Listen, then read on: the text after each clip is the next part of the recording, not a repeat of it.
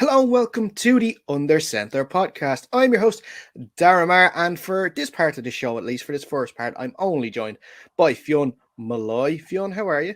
I'm great. It looks like Jake's world famous viral video clip on the NFL Twitter page has meant he's too big for his boots now and he won't come and talk to us anymore. I know we will get to that a little later on, but I think he's had a little bit of taste of success, and I think he's going out on his own. I'm sure he'll come crawling back by. I'm sure he'll come crawling back by. I say the second part of this show. I think he'll be crawling back. I think. I wouldn't mind. He hasn't asked a question that good on our show since he started, so I don't know where he was saving all those questions, but he pulled it out. I don't know. I have it on good authority that I think he asked me about some questions now. Ah, okay. Beforehand. So they really came for you were his ghostwriter on those questions. I cannot confirm or deny, but I will confirm that I cannot deny it. Gotcha. This is our Super Bowl, or so to say, Super Bowl show. We are looking ahead, of course, to the big game on Sunday, and we have a plethora of guests coming up here today. So many people to talk to about the game, and we'll talk a little bit about football in general. We can't all just talk about just the game. We've got the likes of Chris Brockman from the Rich Eisen show coming up. We've got former Munster and Ireland rugby player Tommy O'Donnell coming up. We have, of course, friend of the show, Rich Hammond, who writes for The Athletic and covers the Rams there. He'll be coming up as well as many more. But I have to ask you before we start that, of course, the big game is on Sunday. Yep. And the best part, that I think the one that we're all looking forward to, is the Super Bowl ads.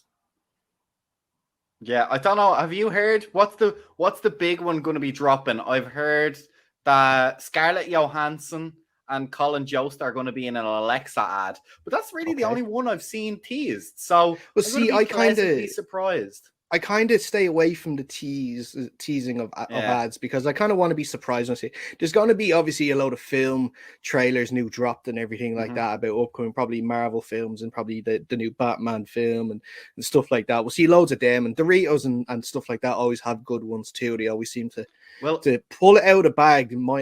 Pardon the pun when it comes to Super Bowl ads. I have a sneaky confession because up until very recently, I've watched all the Super Bowls on a certain international sports conglomerate. So I never actually have seen any of these world famous Super Bowl ads. So that's why you have to watch it on Game Pass. Yeah, this year I have it. This year I have. I had it last year as well. I don't remember why I couldn't watch it last year, but this year I have it. So I'll bet definitely they'll keep my interest at least. They'll have one viewer over the course of the ad breaks anyway, and they'll make their money back worth on that. I'd say. I think it's like 1 million for 30 seconds worth of an ad at the Super Bowl, isn't it? I think it's I think it's more. Well, my attention has got to be worth at least $1 million for 30 seconds. Yeah, I think it's 3. But today's show is brought to you by our friends at Avonmore Protein. They were so kind to gift us some merch for a competition this week. So I hope you did enter it, and thank you to everyone that did enter the competition. We really appreciate it, and anyone who entered our competition throughout the whole season, we really appreciate it too. Of course, we will run more over the off season, and of course into next season as well. Make sure you are following our social channels. Instagram and Twitter are both the same at UnderCenterPod. YouTube, Under Center Podcast, just search for you, find us there. Do the exact same thing on the audio side of your podcast, you'll find us there too. You'll be kept up to date with all of our competitions and latest news, of course, through those sites. But I think it's time we get our first guest on the show. What do you think? Absolutely. Let's get this thing rolling. And we are delighted to welcome back friend of the show and, of course, current West Dublin Rhinos offensive coordinator, but we won't hold that against him too much. Steve O'Rourke, how are you, Steve? Grant here. Actually, since the last time I was on, I've been appointed head coach of the Rhinos. So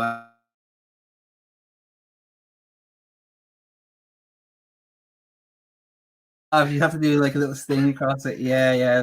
Taking on the Josh McDaniels role of a play calling head coach. So, well, congratulations on that. I'm sure it will be a great season then ahead. We'll get more into that maybe a little later in the chat. But I have to ask you, and we're going to be asking every guest now tonight about this, but what is your Super Bowl routine? Are you a guy that likes to stay home and watch it at home by yourself? Do you like having friends around? Do you like going out for it? What would be your thing to do on Super Bowl Sunday? Yeah, there's no way answering this without sounding like a complete nerd. So I like to watch it at home because I like to watch it on 2 TVs with one on a slight delay, so that if something cool happens, I can go back and look at it myself instead of relying on a replay. So I'll tend to have a setup where I have 2 screens going in front of me and the laptop beside me for, TweetDeck or whatever to see what's going on socials. But actually, I much prefer watching it at home, kind of on my own a lot of the time. Like, and I've gone out a few times and it's fine, but like in my case, you start drinking at like 6-7 o'clock in the evening, and by the time the game actually kicks off, you're not really paying that much attention to it. But like, it's given the last 2 years, I mean, I wouldn't begrudge anyone going out and enjoying the Super Bowl this year. What is a party food staple at a Super Bowl that you have to have there? Well, the one thing I don't want is wings, right? Because wings, wings are the stupidest food alive, right? Because, or imaginable, because this is the reward ratio. Thank you very much for taking time to speak to all the hot takes here. Like the effort to reward with wings and like the mess that they leave, it's just not worth it. Like, there's not enough substance there. So one thing I'm a big fan of is like some sort of like nachos and a dip, because that's fine. You can just go at them and graze all night. Like, that's fine. But I think the biggest one for me is that halftime pizza. Go away, put the pizza on just before halftime, watch the halftime show, and by the time you come back for the third quarter, it's just perfect, and you can enjoy that for the third quarter. Give you that carb boost to keep you going for the rest of the game. No, I've not heard of that before. That is actually an excellent strategy. You can tell you are the head coach there with your two laptops, and then you have the strategic pizza there. It's cooking over halftime too. I like the mindset there. I'll let the wings thing pass for now, just for that then. But we must ask that you mentioned it briefly there at the start, because you are a Raiders fan. They have recently hired former Patriots offensive coordinator Josh McDaniels as their new head coach, and former director of personnel Dave Ziegler as their new GM. What are your thoughts on the hires? I think the Ziegler hire is the most important part of it, because McDaniels as a play caller and as a coach, there aren't many questions over the issue in Denver when he took on that head coaching role, aside from filming other teams, was his personnel decisions, like drafting Tim Tebow. Like, that's unforgivable, and it's a wonder he's actually getting a second chance. But he genuinely seems like he's learned from that experience, and he was really he was incredibly humble, I thought, in the press conference, because a lot of those Belichick guys, when they leave, they try and become Bill Belichick, and the thing and most of them, because McDaniels has been there as OC for so long, are defensive guys, and they try to instill that Patriot way and stuff like that. And, anyone with even a passing interest in the NFL will know that the Raiders, tradition and the Patriot way are they're polar opposites. So it'll be interesting to see how he goes about it. But I feel bad for Rich Bisaccia. I thought he had a really good shot at the head coaching gig. I just think that the ceiling with Bisaccia is just that much lower than McDaniels. And I think if anyone's going to get, I said it on this show before that I think Derek Carr is, a top 8, potentially top 5 QB with the right play caller. And I think McDaniels is the perfect play caller. We saw what he did with Mac Jones. We saw what he did with Tom Brady for years. And in play style and in pre-snap reads, Carr is right up there with any QB in the league. So that's going to be the most interesting thing. That is, of course, if they extend him, because they might if Russell Wilson stays put, if Aaron Rodgers stays put, like, Derek Carr is the best quarterback in free agency, and it's potentially going to be because he's not going to play under a non-guaranteed contract next year. So it's either a new deal or he leaves. And I think there's benefits to both, both for the player and for the team. Mm-hmm. Steve, it's been a difficult year for the Raiders. A lot of stuff going on throughout the team. Obviously, the head coach and the players as well. And as you mentioned, the interim coach did a very good job getting things back on track. In your opinion, this year, was it just an unlucky set of circumstances where some of these personalities happened to be around the team?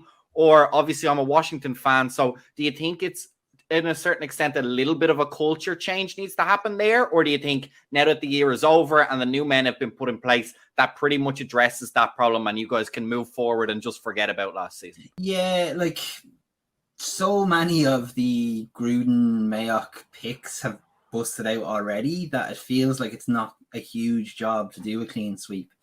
I think the Gruden thing is a perfect example of nostalgia getting in the way of common sense. Like the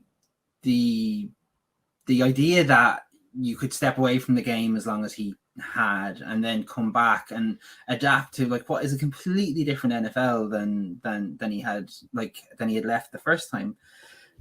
And it actually shows in the play calling and what they had to do to be successful. Like to be successful this year, after how many years, 4 years of the Gruden thing, they had to run a completely different offense than every other team. You know, all those heavy personnel with lots of tight ends on the field. And like it was almost papering over a lot of cracks within the wider organization. So it feels like, because it's such a weird situation for McDaniels to come into, like you rarely go into a 10-win team and are asked to make them better. But I honestly think that with the right coaching, and the Henry Ruggs stuff was like horrible, both for the family of that poor woman, the woman herself, and for Ruggs, whose career and life are ruined because of a stupid decision.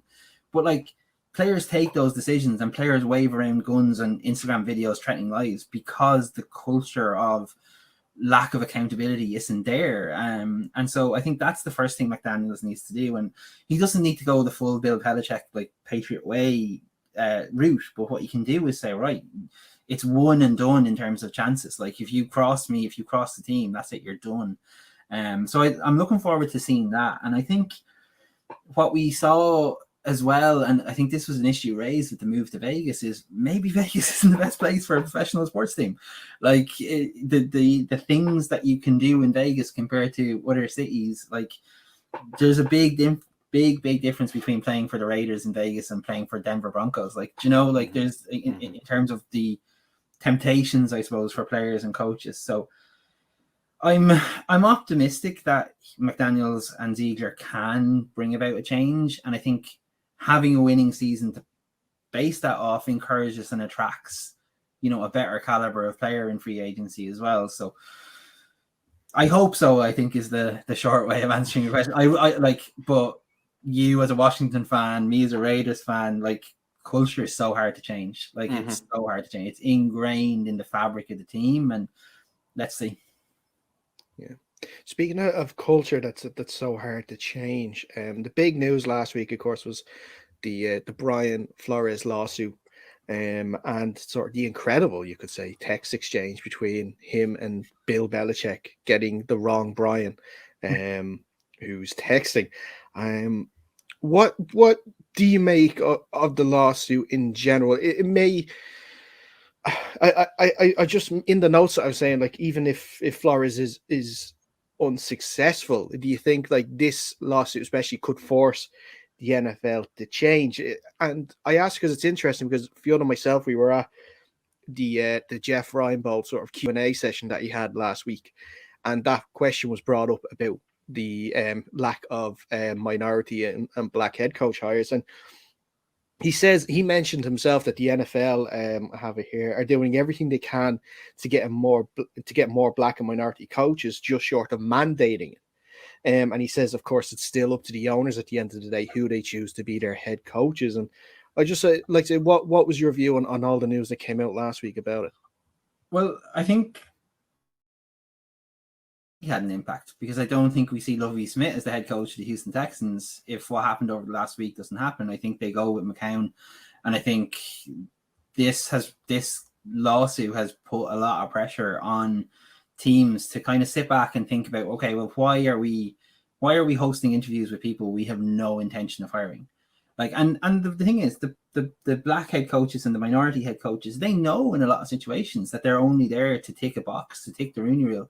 Like, in theory, the Rooney Rule is an exceptionally good idea. And like, because, you know, in a league where 70% of players are black, to have so few head coaches of color is just, it doesn't make any sense other than discriminatory hiring practices. So I think it's already having an impact. And I think I have a feeling it may go the Colin Kaepernick route, that someone's just going to have to take the hit for the benefit of everyone else. And Flores almost admitted as much himself that if other head coaches don't get on this lawsuit, don't join the class action, then he kind of has torpedoes his own career. Like, you have to remember, he released this lawsuit when he was still in the running for 2 other jobs. So like, he knows the impact that it's going to have. And I just like, Jeff Reinbold is right that the NFL is doing everything they can, like, other than saying, okay, X number of teams have to have a black head coach, which is ridiculous, because how are you going to even judge which teams are going to be? But what I would say needs to change is ownership.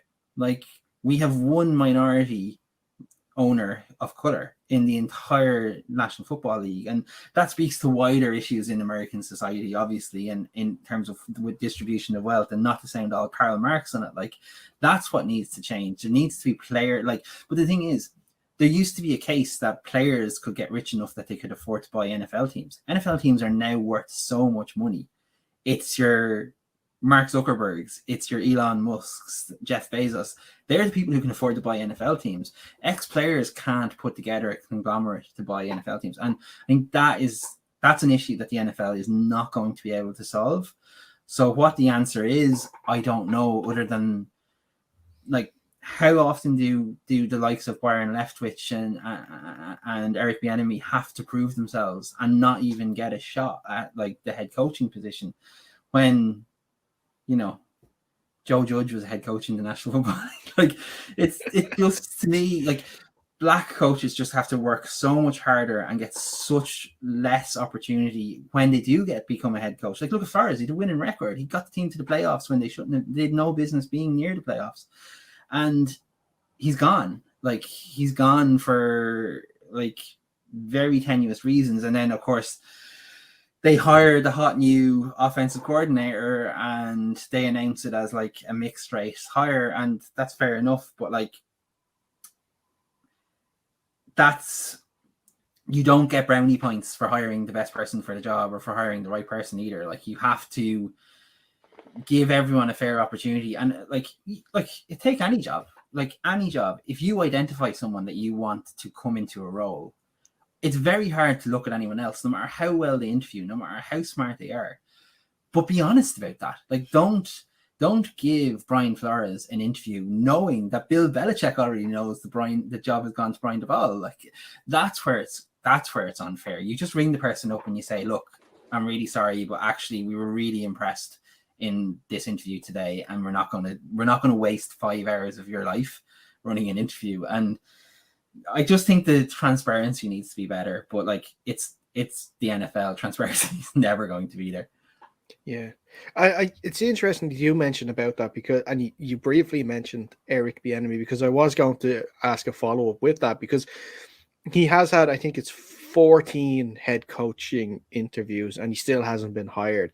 And the most recent one was with the Saints, where I think almost any NFL follower and their dog knew that they were going to go with Dennis Allen as the head coach. And this looked like a clear example of ticking the box for the Rooney Rule, that they were only interviewing Bieniemy because he was a black or minority sort of prospective head coach candidate. But I just wonder if these coaches are sort of, you know, getting these feelings where, look, listen, I'm just here because you need to follow the rules. Yeah. Do they start maybe having to, and I don't know if it's going to look bad for them, start rejecting these sort of interviews and start calling these teams out, saying, I feel like I'm not getting a fair shake at this? Yeah, I think it's the only way. Like, I mean, Harold Bryant, the American author, he has a really good point on all of these, like, kind of big issues. And he talks about Kaepernick as being, it's not necessarily a race thing. It's an employment dispute. And workers need to rise up all the time, because employers will always take advantage of what they perceive to be a weak workforce. And at the moment, NFL owners know that the likes of Eric Bieniemy, the like of Byron Leftwich, will take an interview because they're so desperate to get that big head coaching job. And, like, Leftwich is the perfect example. Actually, Bieniemy, is the perfect example of the double standards of the NFL, because the slight on him is always, but he's not the play caller. He might have designed the playbook, he might coach up that offense, but he's not the play caller. Andy Reid is. Well, who's the new head coach of the Miami Dolphins? Mike McDaniel didn't call plays in San Francisco. Kyle Shanahan called those plays, and yet his first interview, he gets a head coaching job. Like, what's the difference between those two guys? That's the saddest part of it all. And I hope it can be different soon. And I think you're right. Like, I think a labor dispute, but players have power here. Players who support their coaches can go, okay, do you know what? Well, look, we're down in tools. We're not playing. We're not going to do OTAs. We're not going to do the mini camps until you actually sort out the coaching structure and give actual coaches ahead. Like, there was one stage, when there was a couple of jobs vacant, there was as many head coaches in the NFL who were sons of previous head coaches as there was coaches of color. Like, that is a weird situation to have in any sport. And I know there are only 32 jobs, so it's in a very exclusive club, but there's no one could sit here and say that black coaches and coaches of color are getting a fair shot. There's absolutely no one. And that's why if everyone can see it's an issue, then something has to be done about it.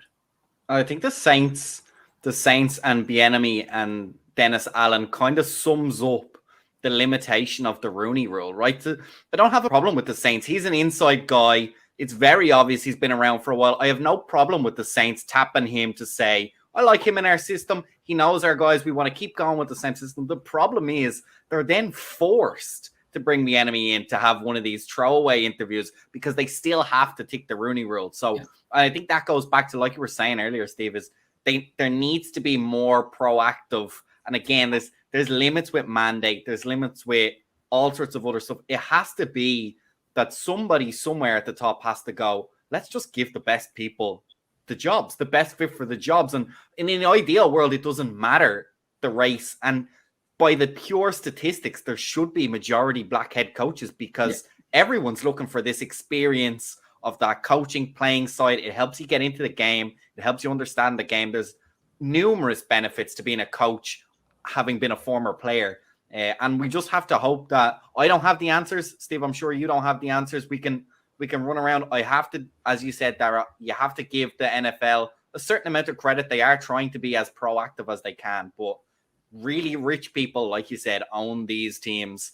The business now has so much money in it that puts pressures on the players. Like you said, it's not so easy to strike when it's not about your money because you're getting so much money. You nearly try and pass it off and say, hey, well, maybe the coaches should go on strike if they really want to sort this problem because the players have their money. They have their collective bargaining agreement. They work really hard to earn that. And they don't want to jeopardize that good faith that they have. So, look, it's a really complicated topic. It always is. American politics and life always seems to add an extra wrinkle into it. But it's a super complicated issue at the moment. Exactly. Let's look ahead then to the game this Sunday. And I want to know, is there any particular matchup you're looking forward to seeing most? Oh, well, I'm sure I won't be the only person to answer this, but it's that Rams defensive line and what they're going to do with the Bengals offensive line. It just feels like this is the nightmare matchup for the Cincinnati Bengals. Like, you have all that talent. Like, Aaron Donald on his own is going to be hard for that offensive line to stop. So to face the might of that Rams defense is going to be really, really tough, I think, for Cincinnati. But I was looking at some film during the week of Joe Burrow, and honestly, his pocket presence, I know he took 9 sacks against the Titans, but actually his pocket presence in that game stopped that from being 20 sacks.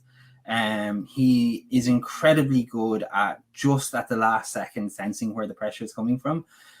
But that's when there is a gap to walk through or get through to step up into the pocket. If there's no gaps, if there's nowhere for him to go, that's where he's going to struggle.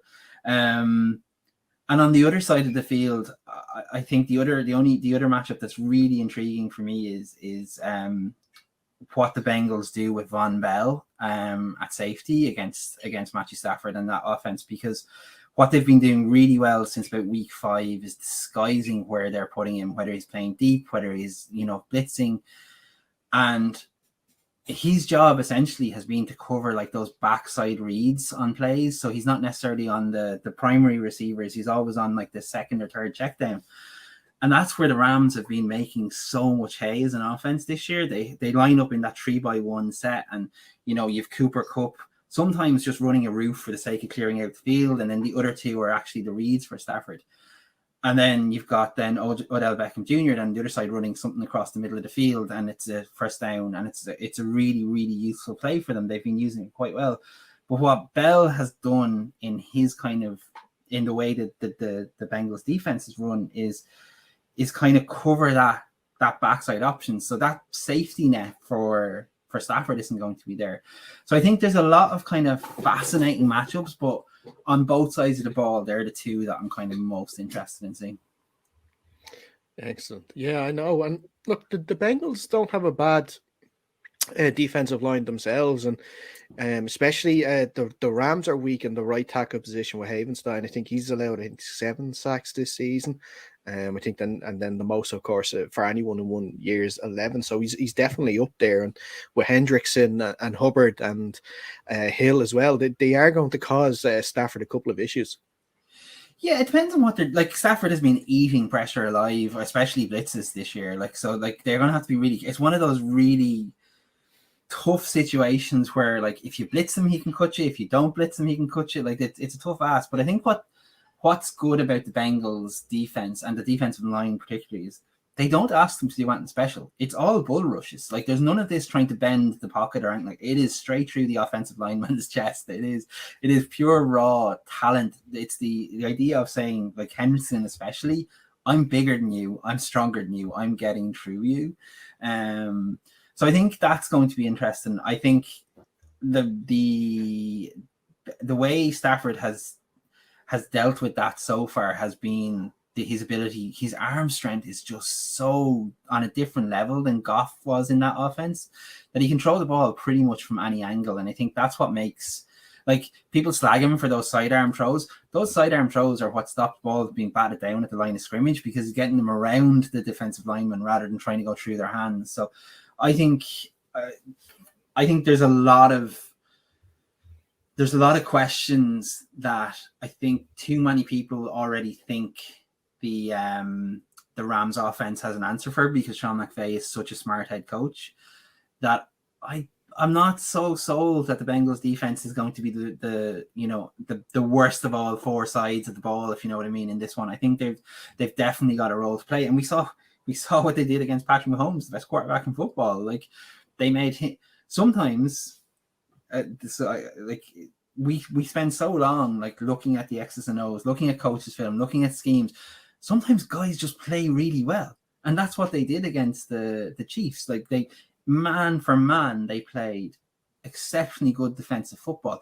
It was simple. If you go back and look at the all-22, there's nothing complicated about what they're doing. They might disguise it by like dropping safeties late, or showing cover 2 but actually running man or whatever. Like, but they're running really basic high school football concepts. Even there's one they do with Hendrickson where just before the snap, he steps out from his gap and tries and changes his attack angle. And if you did that at the college level, they just hand the ball off to the running back, and the running back could go for 15 yards because there's nobody But Hendrickson is such a freak of an athlete. He can cover 2 gaps. He's such a big man. So to me, it's football at its simplest, but that doesn't mean it's not enjoyable to watch. Like, it's really it's quite fun to watch. Yeah, and I know you're short on time, so I'll ask you very quickly, who's winning the game Sunday? So I felt that with a better play design on 4th down, the Raiders would have taken the Bengals to overtime and beaten them in that game. I felt with anyone that's not Ryan Tannehill at quarterback, the Titans would have beaten the Bengals in that game. And I felt that with an 18-point lead at home, the Chiefs should have beaten the Bengals in that game. So the Bengals are playing here with house money. I think the Cincinnati Bengals are going to win because Joe Burrow is the best player in the game, the best offensive player in the game. I think Sean McVay will get too conservative. I think the Rams will build the lead to probably 10, 12 points. Sean McVay will do for someone who's such a brilliant offensive mind, He will get conservative. He will turtle up. The Bengals will come back and they'll win it. I think they'll have the ball on the final drive and they'll win it with either field goal or a touchdown on that final drive. So the Bengals for me. Excellent stuff. Steve. As always, it is a pleasure to speak to you. We hope you enjoy the game on Sunday with your well-timed pizza and the chips. No wings, of course. We won't get any wings there. And we hope to speak to you over the off season at some point as well. Looking forward to it. Thanks for having me on, lads. No problem at all. And listen, best of luck as well to the Rhinos this upcoming year too. We should mention to the Pirates. And to the Pirates as well. Well, we don't need luck.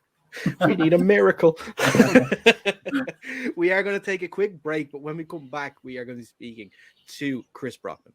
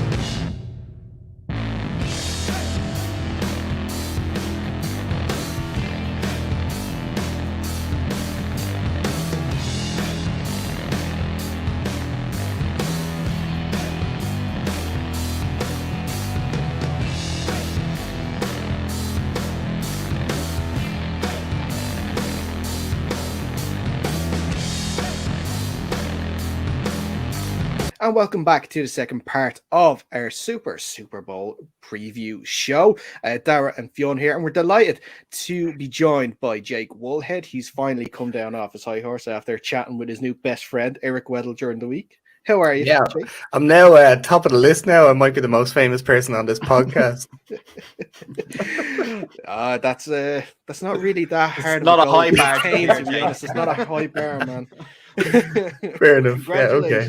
Congratulations. Although before we get to our next guest, I must say a big thank you to all of our sponsors that we've had this season, including Horan Estates, Garrett's Butchers, and of course, McGowan's Pub in Phibsborough for their continued support throughout the year. No doubt we will be hooking up with them in the off season and for next season too. And of course, like I said, we are really thankful for the support they've given us throughout the whole year, whether it's prizes, sponsorship, whether it's been anything at all. We are really, really appreciative of that. But let's welcome our next guest, shall we?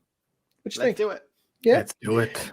You probably know him from the Rich Eisen Show. We are delighted to welcome on Chris Brockman onto the show. Chris, how are you? Fellas, what's happening? Jake, a quick question. Gotta ask right out of the gate. Were you as mesmerized by Eric Weddle's beard as we are here in the States? I had to almost pivot away from the question I wanted to ask him onto how he got his beard so well groomed. It's perfect, isn't it? Gosh, yeah. It's all we have is Dara's beard, and that's just not the same thing at all. That's what Jake got used to it. It's not bad. It's not bad. I mean, I can't be throwing shade about beards now, but I have to say I've seen tidier efforts. Yeah, I used to be beard gang kind of back in the day, and then you get yourself a lady, you have a kid, they're like, clean it up. So I keep like 5 o'clock shadow nonstop because I just can't. I can't go clean. I can't do it. Just can't let go, man. I totally understand that. Can't let go. Well, good, Jake. I'm glad you survived. It is a lot. It is a lot of work. A lot of upkeep. You got to get the oils. You got to shampoo. You got to condition. You constantly get the trimmer out to make sure trim it a lot. Yeah, you're edged up. Like, I don't have that kind of time now. I have a 2-year-old. Like, I got bigger things to worry about.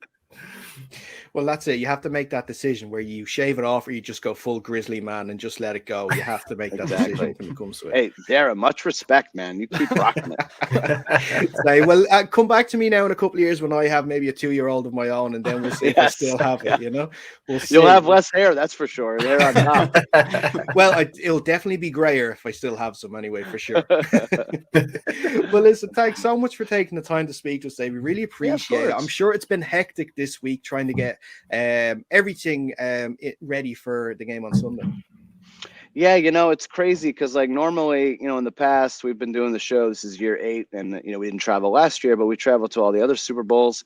And you're out of town, you're away from the family, you're away from the girlfriend. Like you're really just worried about like waking up on time, getting to the set on time, and then once the show kind of takes care of itself, you're worried about, okay, where are we going to eat for lunch?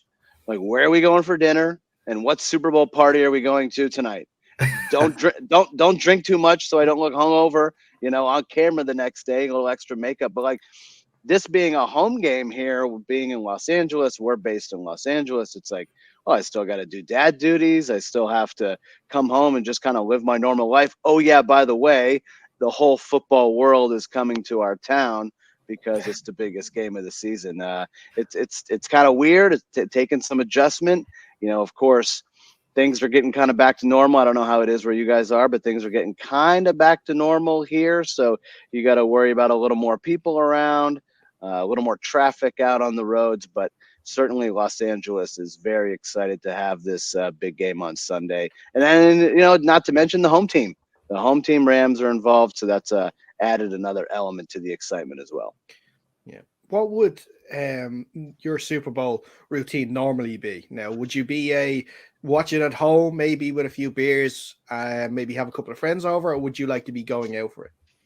The funny thing is, all the ones that we've been to, I only actually went to the game one time, and that was because we were in Minnesota, and we were kind of staying to do a show that Monday before heading out on our set there in Minneapolis. So I did go to that game. It happened to be a really exciting game. Patriots, Eagles get their first championship. But normally I would we'd do the big party thing Saturday night, and then I'd be on the first thing smoking Sunday morning to make sure I got home in time so I could just kind of relax at home, unwind from the crazy week that we just had in whatever city we were at, and then kind of just, have a few pops, make some wings, just kind of really relax and enjoy the game and yell at the TV because my bets aren't hitting, you know what I mean? The props. But yeah, no, normally it'd be super chill. I try to get out of the city before things got crazy so I could watch at home. Have you got any Super Bowl traditions, Chris? Traditions or predictions? Traditions. Traditions? No, not really. Not really. If the Pats are playing, which, often, I would kind of wear the same shirt. If something was going kind of good or bad, I'd sit in the same seat. Nothing really crazy about that. But we would always do squares if I was at a party. And then I would just we would do some kind of random prop bets throughout the game, but nothing crazy like traditions or whatnot, I always like to do anytime touchdown on the defensive side. I always think that's a good bet to do. Oh, that was a good one. What about the one a few years ago? Was it the first score of the game was a safety? That hit, I think, in the Giants Patriots round 2. And then Broncos Seahawks, the first game was a safety. Yeah, those are always fun because they pay out like 50-1. Yes, crazy bet. No one expects a safety in the Super Bowl. It's kind of wild. That's it. And we'll have to get into some more bets probably later on in the chat. But what's it like normally now on the show, planning for 3 hours a day? So like, you have so many things to cover. How do you decide which topic is getting the most amount of time? It just kind of depends. We're a lot of feeling the pulse, seeing what people are talking about on Twitter or what, just kind of what we're feeling on studio. I mean, look, it's Super Bowl week. We got the Bengals and the Rams, a team that hasn't been there in 30 plus years. We got the home team for the second year in a row. And we led our show on Tuesday talking about Tom Brady because look, Tom Brady goes in his podcast less than a week after announcing his big retirement. And what does he say? Never say never. Like maybe I might come back. Like, oh my God, like what an absolute bomb to drop Super Bowl week where this guy is home for a week and he's like, you know what? Maybe retirement wasn't everything that I thought it was going to be. Like, I know I'm married to a supermodel, but man, she can be kind of annoying. Like my perfect kids, man, they're kind of getting on my nerves. I need to go work out and throw the football around and like have an avocado smoothie and maybe see if I can, maybe come back next year. Like that was crazy. So we led the show with that today because it's the biggest story. So we kind of go with whatever the biggest story is. We talk about it pre-show and kind of come up with a plan for the rest of the day. Obviously, a lot of it depends on who our guests are that day. If we have anyone kind of coming in studio, we were able to have some great guests come in studio on Tuesday. Barry Sanders, Hall of Famer, Lions legend, was first up. So that, once you get somebody in there, you get somebody talking, we get the ball rolling. You'd be surprised how fast 3 hours go. You kind of look down, you look up at your computer, all of a sudden, we got 15 minutes left. And it's like, whoa, we could have done 1, 2, 3 more hours today. Chris, you guys, as you mentioned, you guys have guests on all the time, and they kind of run the gambit, don't they? All the way from celebrities to players, and that can be fine. But sometimes you come across really rough guests. Have you guys got like a code word or a system where this guy just doesn't want to talk? He's just rolling out 1-word answer, 2-word answers. Have you guys got a system, a code word, or anything? You're like, hey, let's wrap this up. Let's get the next man in and get this show moving again. We don't really have like a code word, but Rich and I, we've been doing this together, a long time, 10 plus years now, where we just kind of look at each other and we can kind of tell like, this is like pulling teeth, man. Like, this is kind of rough. A couple of years ago at the Atlanta Super Bowl, Kyler Murray kind of got famous for having just a real rough go around the talk shows. Dan Patrick, he did it with us, where, he was trying to be coy about, well, I might go play baseball, or, I haven't decided if I'm going to go pro yet. And we were all like, seriously, bro, you're going to be the number 1 pick. Like, what are you doing? And it was just, in that instance, like, sometimes a guy's just getting bad advice from his team. Sometimes like he just doesn't know, he doesn't have enough practice, doing kind of the media thing to be a little bit savvy to kind of, hey, look, this is a give and take thing, man. Like, this is how your career is going to go. You got to kind of give them something. They give you something. They let you talk about your sponsor, whatever you're promoting, and you got to kind of play the game. So we don't have nothing, it's not like college football where they're like flashing up like cards on the sideline, like go to break, cut, but like, we definitely know. And Rich is like, the best of the best. And he's such a pro at, look, okay, maybe I got to change up my interview strategy here, where I kind of got to go in a different direction, somehow break the ice with this guy, like loosen him up in some way. And just to pull something, whether it's, 5, 6, 7 minutes.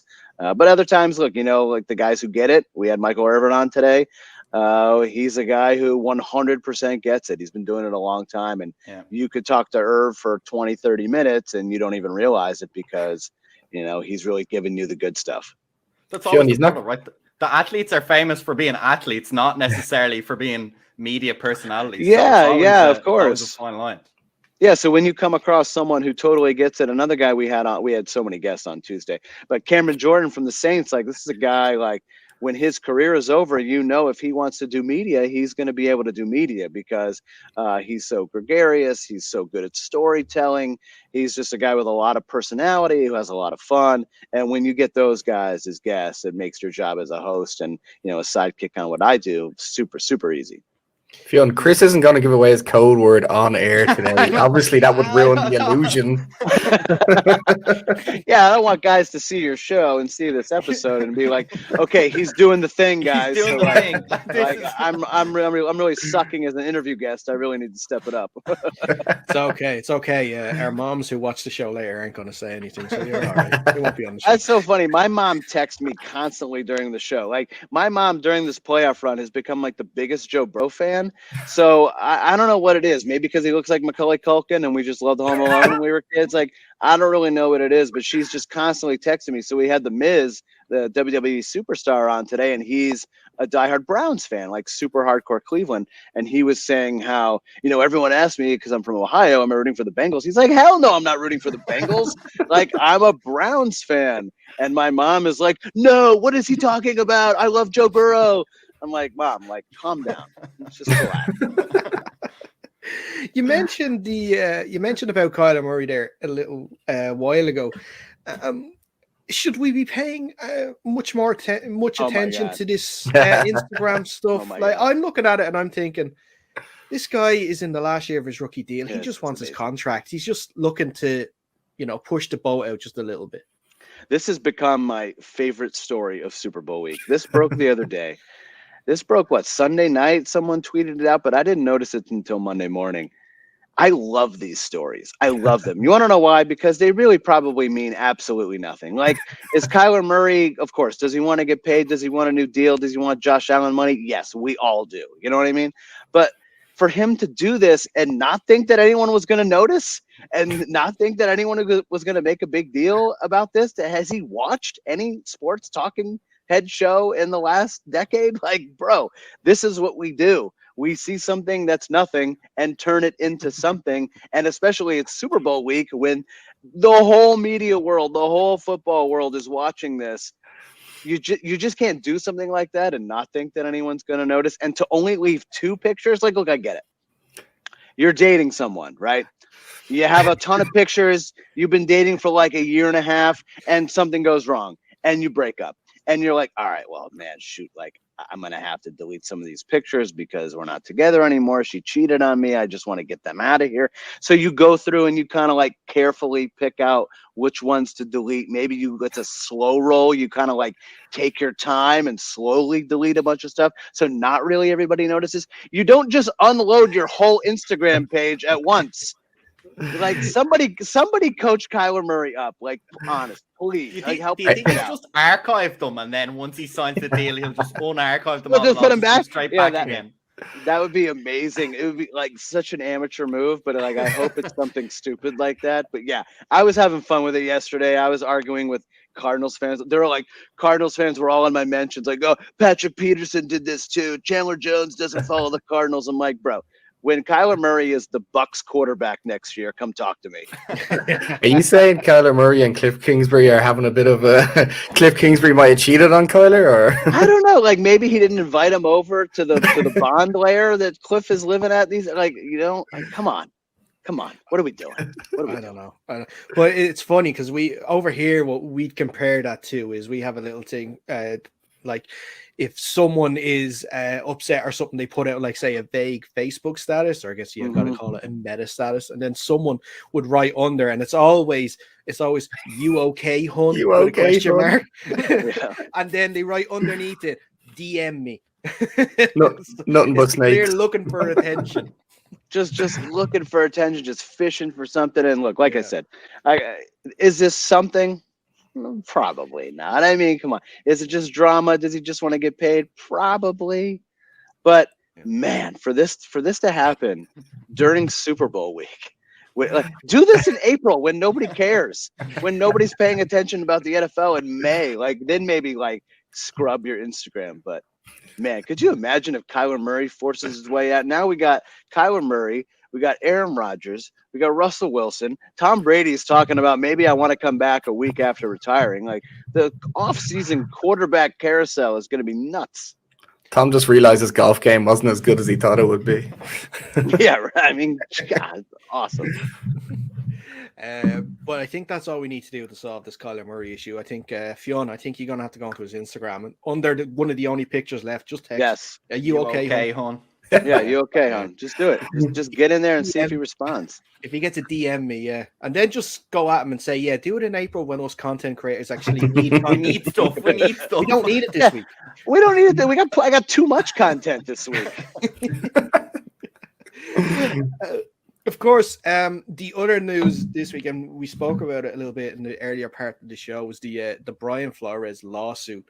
And the sort of crazy text exchange with Bill Belichick getting the wrong Brian sort of mixed up, which is absolutely insane. But an angle that maybe isn't talked about a lot, maybe rightfully so, because it's not exactly to do with the racial side of it, is the accusation that Dolphins owner Stephen Ross asked Flores to drop games to get themselves a better draft pick. And you look at it from the new betting side of things and how the NFL now is embracing the betting side and their new betting partners. If this was to become true, there's a lot at stake in that side of things. Again, it's a secondary issue because obviously the racial part is more important when it comes to it. But this is another big issue that the NFL could face because of it. Yeah, of course. I mean, Brian Flores has made some pretty heavy accusations. We all know the Rooney Rule is problematic. There's not enough head coaches of color or assistant coaches of color or front office members of color in the National Football League. I think we all can agree on that. One of the story that kind of hit me was what you mentioned. This is an NFL owner essentially attempting to fix games, really. And now that the NFL has fully embraced gambling, it's a gigantic issue. And if this is true, I don't see how Stephen Ross can be the owner of the Miami Dolphins anymore. It's really that plain and simple to me. Yeah, and sort of looking at this now, the Dolphins, they've hired Mike McDaniel, and I want to ask about the sort of head coach vacancies we've seen this year, and sort of ties in, of course, with this as well, because Lovie Smith obviously was the only sort of black person who was hired in this round of vacancies. Obviously, Mike McDaniel has the minority background as well. But have you looked at any of these vacancies that have been filled? Because all of them have been, obviously, apart from the Kevin O'Connell one, which can't be announced until after the Super Bowl. But is there anyone that you're looking at and you're thinking those two were a perfect match together, or is there any that you're thinking like, oh, this is going to end in disaster? Well, I don't know. I'm really curious how Josh McDaniels is going to do in Las Vegas. That's the one that kind of has me the most curious, just because I know Josh so well as being a Patriots fan. We all know his first go around as a head coach ended kind of disastrously in Denver. And you just look, it's another situation where a guy's getting his second shot. And the most perfect example of someone getting their second shot is Bill Belichick. Nick Saban, his second shot his third shot, I guess, in the college ranks, turned Alabama into a powerhouse. But this second go around for head coaches, Pete Carroll, massive success, his second go around. It seems to go much better. Like I said, the second time around, guys have that experience under the belt. They know what mistakes not to make the second time around. Plus, Josh is going to a situation where I don't understand a lot of the Derek Carr slander. Like, I think he's a really good player. He's got a big live arm, and he's a leader. He's a guy, players like to play with and rally behind and play for. And I'm really curious how McDaniels is going to do in Oakland. Tough division, obviously, with Patrick Mahomes and Justin Herbert. Denver doesn't really know who their starting quarterback is at the moment. Is that a Aaron Rodgers landing spot? Would Brady come out of retirement to go to Denver? Fun things we'll talk about in the next few months. But yeah, I think I look at that situation I always want to say Oakland. I look at that situation in Las Vegas and I think, they were a playoff team. So that's the basement for Josh McDaniels. Like, you got to make the playoffs, and now you got to win playoff games. And given it's his second shot, we'll see how it goes. Yeah, well, it's going to be impossible to draft Tebow this year, so I think he's going to be okay in that sense. I think. I think you're right. Tim Tebow not walking through that door. No. Well, you never know. He could show up as a tight end. Yeah. I don't know. Do the Raiders need a backup tight end to Darren Waller? Maybe. Possibly. Maybe. I mean, he wasn't really able to finish this season. Also, can we just talk about how big of a disaster Jacksonville was? Like, I still can't get over all the stuff that happened there. But good luck to Doug Peterson. I mean, look, anytime you get to coach a guy like Trevor Lawrence, universal #1 pick last year, he was bad. He was bad last year, but he had a bad situation around him. He had bad coaches. He didn't have the great teammates, all due respect. Not a lot of weapons. It's tough when, your first round running back, your former teammate gets hurt. Then you got your coach jerking around, James Robinson. So, I'm excited to see what Doug Peterson could do with Trevor Lawrence because I really like him as a player.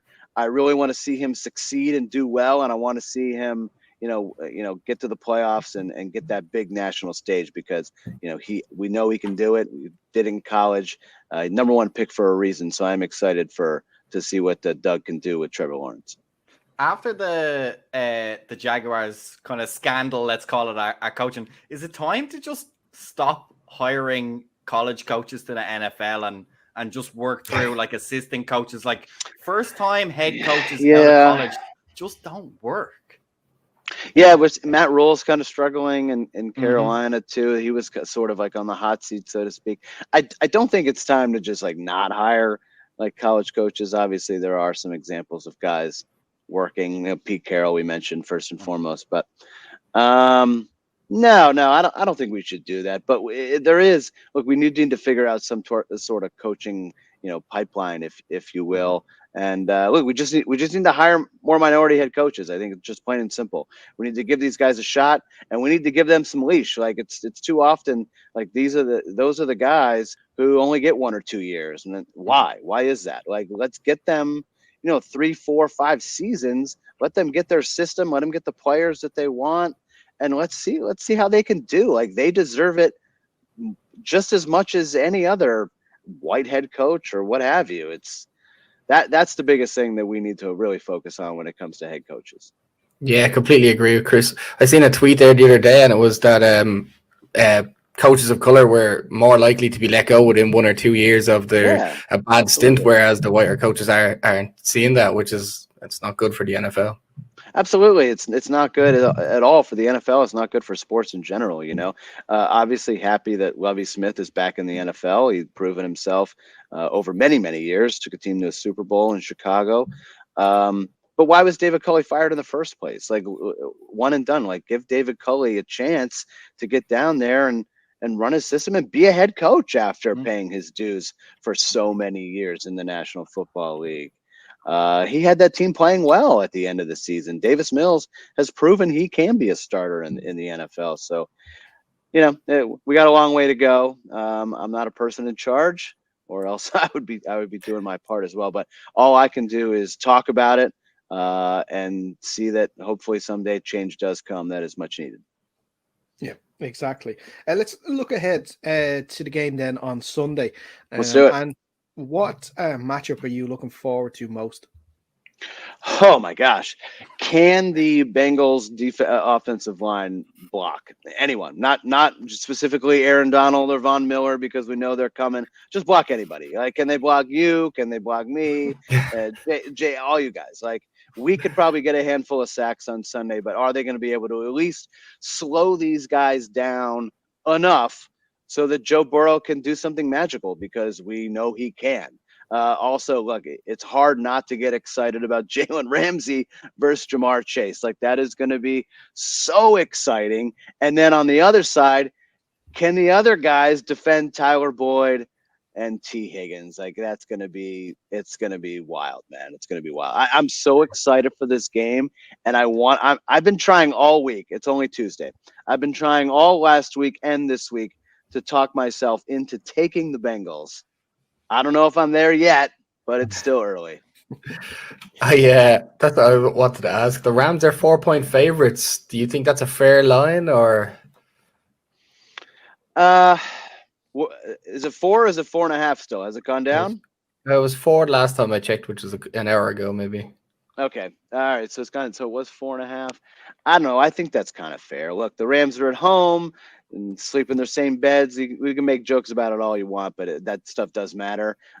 Same locker room, same routine. Nothing really changes for the Rams, and that's important. Whereas Cincinnati, I think, got to LA on Tuesday. I don't know. The thing about Cincinnati is, like, I bet against them every single game in the playoffs, and I've lost every single time. So yeah. I think I'm done doing that. Like, they get down by 10 points and it's nothing to them. They're like, Joe Burrow's like, cool, that's all right, we're coming back. Crazy way possible. They have the most explosive. I mean, I don't want to disrespect Cooper Kupp like that, but Jamar Chase, what this guy can do, he gets in the open field. I've never seen a wide receiver make so many guys. It's not making guys miss like Tyreek Hill, it's breaking tackles on his way to 70-yard touchdowns. Is 4.5 is probably a good line. I'm interested to see where the late money comes in over the weekend as we get closer to kickoff. It's funny, the total really hasn't changed. It's been 48.5, 49 the whole time, right? It seems quite low, actually. Seems quite low. It seems quite low. 49.5 right now. Yeah, if you're telling, okay, it's gone up a little bit then. If you're telling me these teams can't score more than 7 touchdowns, I would be very surprised. I don't know. I think I'm kind of a fan on the under in this game. Really? If it can get to 49.5, I will 100% bet the under. See, Dara has done his research and he's found that the Rams are really, really bad at scoring in the second half. So if they don't get their share of those 7 touchdowns in the first half, he's thinking, okay, maybe that's where I he's see. going. I see. You know what the bet actually might be? It might be just to tease the under and the Bengals, right? Get 10.5 for Cincinnati and then push that over to 55.5. I think that's a good bet. That's Yeah, not that's actually pretty bad solid. bet at all. Not a bad bet at all. Taking note.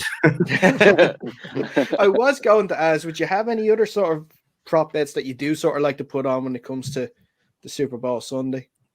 Yeah, the Super Bowl's so fun. So I do a little prop bet league with some of my buddies here, and like we just started our draft. We do anthem time, we do color Gatorade, we do first penalty of the game, first penalty of the second half, first player to catch 2 passes, first touchdown of each half. We do kind of that kind of fun stuff. We like to bet on commercials, like will there be more drink commercials or automobile commercials? I think what you're going to see this year, you're going to see a lot of crypto commercials. I have a feeling we're going to see quite a few of those. I still can't get over how weird and dumb that Matt Damon one is. I just like, I just have no idea what he's looking at, and like he gets the phrase wrong. Like no one says fortune favors the brave. It's like fortune favors the bold. Like so much confuses me about that. But yeah, we'll bet on all kinds of stuff. First play call, I think of each half. It's just kind of just dumb stuff like that. Just anything to get a little action and get a little juice going. What do you guys like? What's your guys'? You bet the coin toss? I always bet the coin toss. I always bet the national anthem, but I can never trust it because I'm not going to time it myself, and I have to trust the bookies to make the correct time. And I never got it right, so I don't even know if they're doing it right. And I was looking at the anthem time this year. So it's Mickey Guyton, who's a country singer. She's singing it. And the total time is like 95.5 seconds, like a minute and a half. It's so low because in the past, the anthem has gone over 2 minutes. I remember a couple of years ago, I don't remember who was singing, but before I was doing my research on the bet, and I had checked their previous national anthem songs in other things to see if I was right, and every one of them was over, and I bet the over, and obviously it went under. I was YouTubing Mickey Guyton anthem in commercial breaks today. Like that, like that's how degenerate I am, just to get any edge. Heads or tails? I always go heads. Tails never fail. Except it did fail. It failed in the playoffs, like both times. The Bills went tails never fails. Well, that's why it's going to change on Sunday. But there's one. I don't know if there's anyone that's going to do it, but I wonder what odds you could get on seeing either during the halftime show, either a 2-pack or a Biggie Smalls hologram. Oh yeah, no, I've heard of that one. I kind of think no. I would bet no on those. Okay. What about one that just popped in my head there? Given how close the playoffs have been, almost historically close, what about overtime? Can you bet on whether or not they're going to go to overtime? Yeah. Oh, yeah, you can definitely bet over. Usually overtime is something like 10 or 12 to 1 or something. Yeah. Excuse me. Could be a nice one. Could be a nice one. Yeah, that's a nice one. Overtime. First score is always good. Yeah, first score, either first for field goal or the last score. Yeah. I usually just stick with like the standard ones I've been doing over the course of the season. Maybe a couple of anytime touchdown scorers and maybe an over under on passing yards for a quarterback. And I don't go too mad on it. That one's nice. Like the 3 consecutive scores by a certain team. Those are always good. One of the player props I really love this year is under yards rushing for Cam Akers. He has gone under in all 3 playoff games, and I think that trend's going to continue. Did he not have a shoulder injury? Like that, I think he was recently taken off the injury report, but that still could be niggling him a little bit. Yeah. Another one I saw that's been hitting recently is Joe Mixon receiving yards. That one is that was a pretty good one as well. Yeah, that's actually a good one. Well, tell us, Chris. We won't take up much more of your time. Who, if you have to choose now, because I know you said you've been building up to the Bengals. If you have to choose right now, who is winning Sunday? I think the Rams win the game, but it's going to be close. I think, like you guys said, I think if you look at the playoff, historically close. Every single game in the last 2 rounds has been a field goal winning, aside from the Chiefs walk off in overtime. So that's 5 out of 6 games have been decided by a field goal. I think it's a field goal game. I think it's kind of a last second type deal. Matt Gay hits a game winner, and the Rams win at home, but the Bengals cover the spread. How about that? That's good. I like That's that. good. Actually, one bet that just popped into my head: Evan McPherson has been. The over field goals, right? 1.5. Yeah, no, he hasn't actually missed one in the playoffs. He will miss one on Sunday. Oh, yeah, you could probably he get will plus miss. money. I bet you get plus money on him missing a field goal, You right? probably would. I think so. But listen, Chris, thanks so much for taking the time to speak. It was really, really appreciated, and we hope you enjoy the game on Sunday. Yeah, Darafion and Jake, appreciate you guys having me on. Good luck. Did you guys make your picks yet? What do we got? Not yet. You gotta wait and watch the show. All right, I'll wait. I'll wait till the very end. Hopefully, we match up, and I think we might. All right, guys, enjoy the game. Appreciate it. Thanks, Chris. Thanks, Chris. We are going to take a quick break, and when we come back, we are going to be speaking to more guests and looking ahead to Sunday's show. Here we go. It's the NFC Championship game. The Los Angeles Rams, the San Francisco 49ers. The spot in the Super Bowl 2 weeks from today. Lifts that left leg, calling for the snap. Along the shotgun against a four-man rush, clean platform. He deals left side. Cooper Kupp in the end zone. He's a cheat code. Touchdown, Cooper Kupp. Touchdown, LA. Snap back to Garoppolo. Pocket crumbling. He spins out. He's hit. He's wrapped up. He flips it forward. It's tipped. It's intercepted. It's intercepted. It's intercepted. Aaron Donald got pressure on Garoppolo. SoFi will host the NFC Championship game and the Super Bowl, and your Los Angeles Rams are going to play in both. We're going to the Super Bowl. And you're welcome back to the Super Bowl show on the Under Center podcast. A big thank you to Chris Brockman for taking the time to speak to us. By the way, we will be releasing each interview from tonight's show in their own separate podcast and video on YouTube. So if there's any part of tonight's show that you miss, just head to our YouTube channel or anywhere you get your audio podcasts, I should say. Just search Under Center Podcast. You'll see the full list there. So it'll be there for you too. The full show itself will be there if you want to listen to it in its entirety, or if you just want, like I said, separate interviews to just catch up on. But Fionn, I think it's time to welcome on our next guest. What do you think? Yeah, we got to keep this thing moving. We got to keep rolling. Got to keep rolling. That's it. And we are delighted to welcome current free agent kicker and punter to the show, Tadhg Leader. Tadhg, how are you, sir? Thanks very much for having me on with the big game on the horizon. Looking forward to chatting with you. No problem at all. We're delighted to have you on the show. You are, of course, no stranger to NFL podcasts and Irish NFL shows and stuff like that. So there's definitely a lot to cover from our end. But the most important question I'm going to get out of the way first here, and that is, what is your Super Bowl Sunday routine? Are you a guy that likes to watch the game at home? Do you bring over a couple of friends and watch it together? Do you like to go out to the pub? And then secondly, what is your Super Bowl food or snack of choice? Tough question to start with there. I've been, the last probably 6 years now that I've been in the US, it's been like growing up in Ireland, kind of watching it, but not fully appreciating it. But now being located in the States, Super Bowl Sunday has usually been, like you say, massive gathering and a lot of beer, a lot of nachos. And for most of the time, I don't fully understand, like in years gone, I haven't fully understood what was necessarily happening on the field.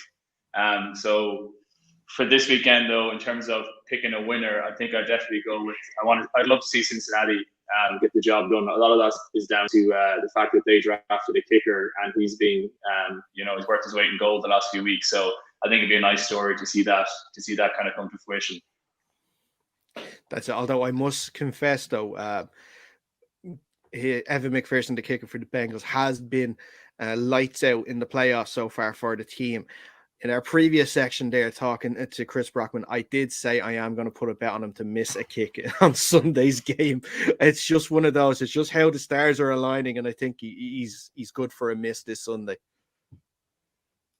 He's put through, it's phenomenal, isn't it? And from playoffs and the distances he's been banging them over from, so it's class to see. But no, I'm rooting for both the kickers. But just as I said, the fact he's a young fella and he's drafted, which doesn't often happen with kickers, I think he's been definitely given the kicking community a really good name. So kind of like to see that continue.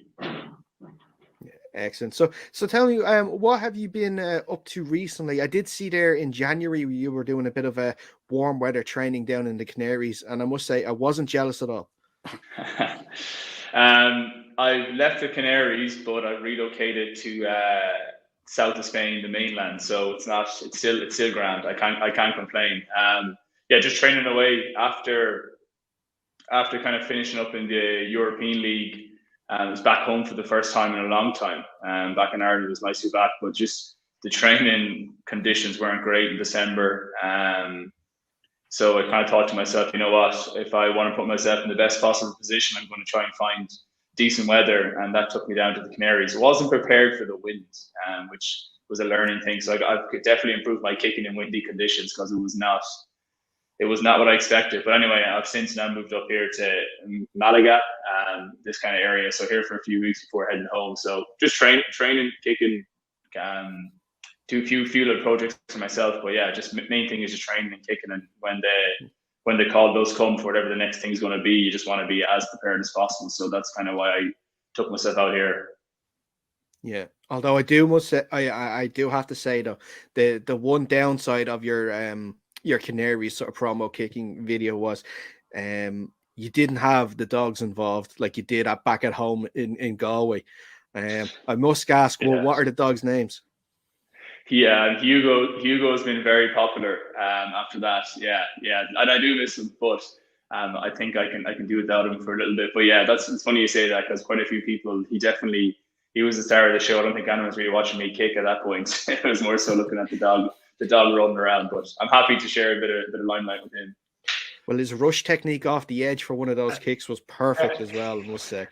That was great, wasn't it? That was I was kind of just last second. I became a little bit kind of aware. You're kind of very focused, but I wasn't expecting a rush. So that worked out nicely. So no, he's put me in good place for when the big fellas are coming off the edge trying to get a hand to it. Tadhg, we've been following you closely and we've really enjoyed it and rooted for you through every step. And it would be fantastic if you did make it to the league to have a true blood Irishman in the league. But for maybe any of our listeners that haven't necessarily picked you up, because we do get a couple of listeners over in the States and obviously over here in Ireland as well. Would you just walk us through maybe your CV, just in terms of maybe the end of the rugby career and what you've done between then and now? Kind of finished up rugby when COVID hit. I was playing over in the States in Major League Rugby, and I started playing for the US national team. So everything was good, plain sailing. I was happy, everything's going in a good direction. Then when COVID hit, I'd been encouraged by a lot of people to try kicking, punting, footballs, but just never did because I was kind of in the rugby world and it was going well. So never got around to it. But also I didn't think much of it because I just didn't want anything about it, really. That's the honest truth. Didn't want anything about it. And then just one day during COVID, started banging a few footballs on a pitch there. And the guy that was with me was like a former high school coach. So he kind of knew a bit of football. But anyway, he was impressed. And then people were kind of walking around the track and the people stopped and come over and asked me, like, who the hell are you? Like, because they thought it looked half decent. So that was just over a year ago. And I remember I just headed home, hopped on YouTube, started Googling all the NFL kickers to see kind of how do my distances compare, things like that. And I met a guy called Nick Novak. Nick kicked in the NFL for quite a few years. When I was playing rugby in San Diego, he actually came along to watch one of the games and we connected after the game. So I then texted him and said, hey, I'm doing this. What do you think? And he was like, yeah, it looks good, but your technique is pretty terrible, but you can clearly bang it. So kind of just started looking for different coaches in the Northeast. And then that led to me meeting a guy, John Carney, who played in the NFL for 24 years. Legend of a man, very proud Irish roots there. And from there, just started training. My first day in training, I was training with Super Bowl winners. John Ryan punted the Seattle Super Bowl. So when I moved out to San Diego, and it was good because the fact that I supported football, but I wouldn't have known all the players. So it was cool to be rubbing shoulders with these lads, but not fully understanding who they are, what they'd achieved. I think that was a good thing because maybe I might have felt a little bit more uncomfortable or like I'm out of my depth. So that training went really well. And then to kind of fast forward quickly, I ended up getting to play in the Spring League, which is kind of like a feeder league to the NFL. It's guys that didn't get drafted or guys that were in the league and got injured.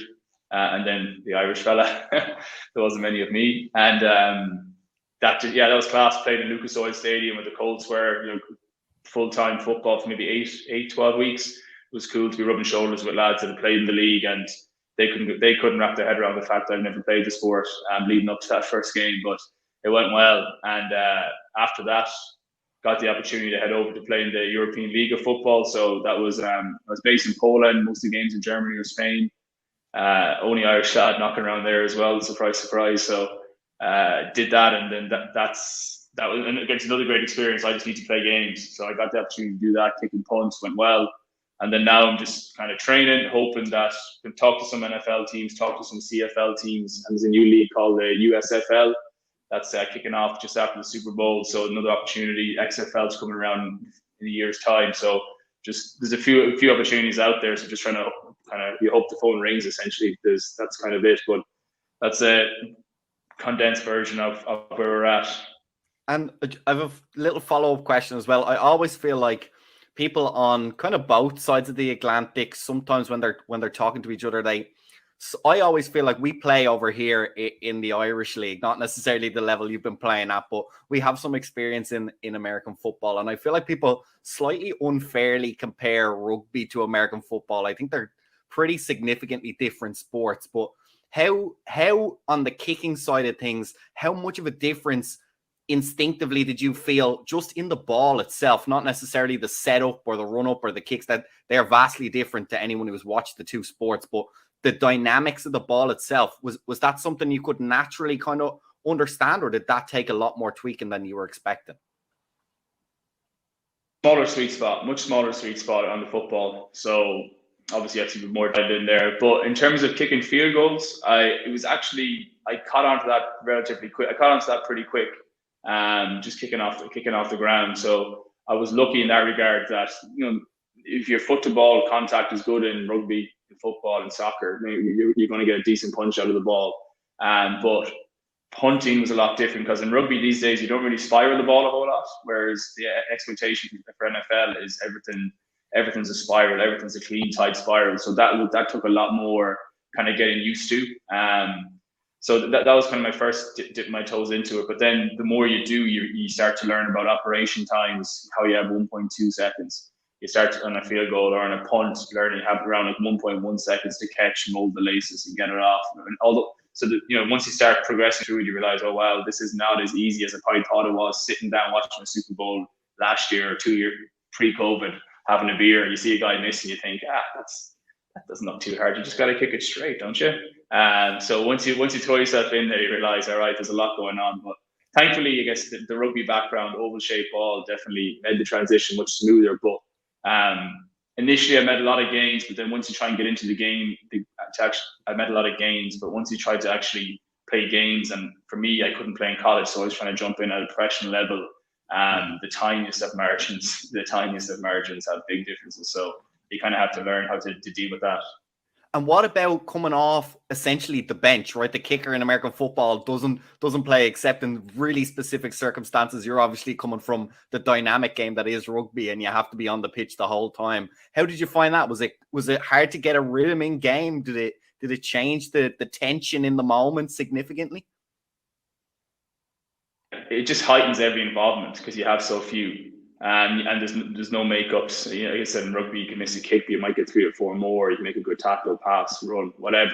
You don't get that opportunity as a kicker. So I think the first game, I remember sitting on the sideline the entire first quarter. I was hoping I'd get the kickoff, but unfortunately we didn't. So the entire first quarter goes by. I'm just drinking water, kicking the ball into a net, kind of like pretend I know what I'm doing. And then the entire second quarter goes by until there's maybe like 7 seconds left, and then you just hear field goal. They start shouting, and then just like things just hit the roof in terms of like my anxiety. Like it got very real very quick. And I've been thinking about that moment for so long, because like, what's going to happen when I actually get on the pitch to take a kick? And truth be told, blacked out. Don't fully remember it. I remember just get back into my stance, into my kind of breathing, and then next second I looked up and the ball was thankfully sailing down the middle, and then it kind of felt like I just snapped back out of it again. So it was really cool one, and thankfully went through. But once everyone starts shouting field goal, it's probably unnecessary, but it definitely just adds like this kind of chaotic sense to the whole thing on the sideline, and everyone's looking and shouting, and it's like, whoa. The more games I played, I realized I know it's my turn to go on the pitch, so can you just relax? Although believe it or not, in a playoff game in Europe, I actually didn't, and we can talk about that maybe a different time. But anyway, yeah, it was. I thankfully I scored the kick, but I didn't realize we'd actually scored a touchdown. I thought we were stopped on the one. So yeah. Anyway, it went over. But so it's chaotic. It's chaotic. You just gotta. As a kicker, you're like a golfer. You just get into your breathing. You just get into your own rhythm, and just kind of ignore everything and just kind of come to you. Is what I've learned. But there's a lot happening, a lot of smack being talked, as they would say. I don't want to curse, people shouting at you across the line, especially during COVID. There's no fans, so you can hear them very clearly what's going on. So yeah, a great experience. Yeah. It's definitely a post-watershed sort of show we'd have to have if we wanted to find out the sort of things that was said to you that day. Not running onto the pitch. But tell me, you mentioned in previous interviews that you would watch all the sort of American football movies and play Madden and stuff like that. So I need to ask you, how much did you learn about kicking a football from watching Ace Ventura and making sure the laces are out? Great question. I learned about laces being out while playing a game, because the laces weren't out, and I kicked it. I was like, geez, that felt different. I never experienced it. Then everyone started quoting that to me. And maybe 3 or 4 months ago, I sat down and watched the movie, and I really enjoyed it because I had a lot more context then. If we watched it previously, I wouldn't have got it. So no, that's a great movie, and laces need to be out. That's a real thing. It's a real thing. Would you have that sort of moment though, if you see the ball being snapped and your holder has the laces in? Would you sort of have not a crazy reaction, but would you sort of given them a bit of a death stare, maybe, if afterwards saying like, listen, lads, that the laces were in on that? What's going on?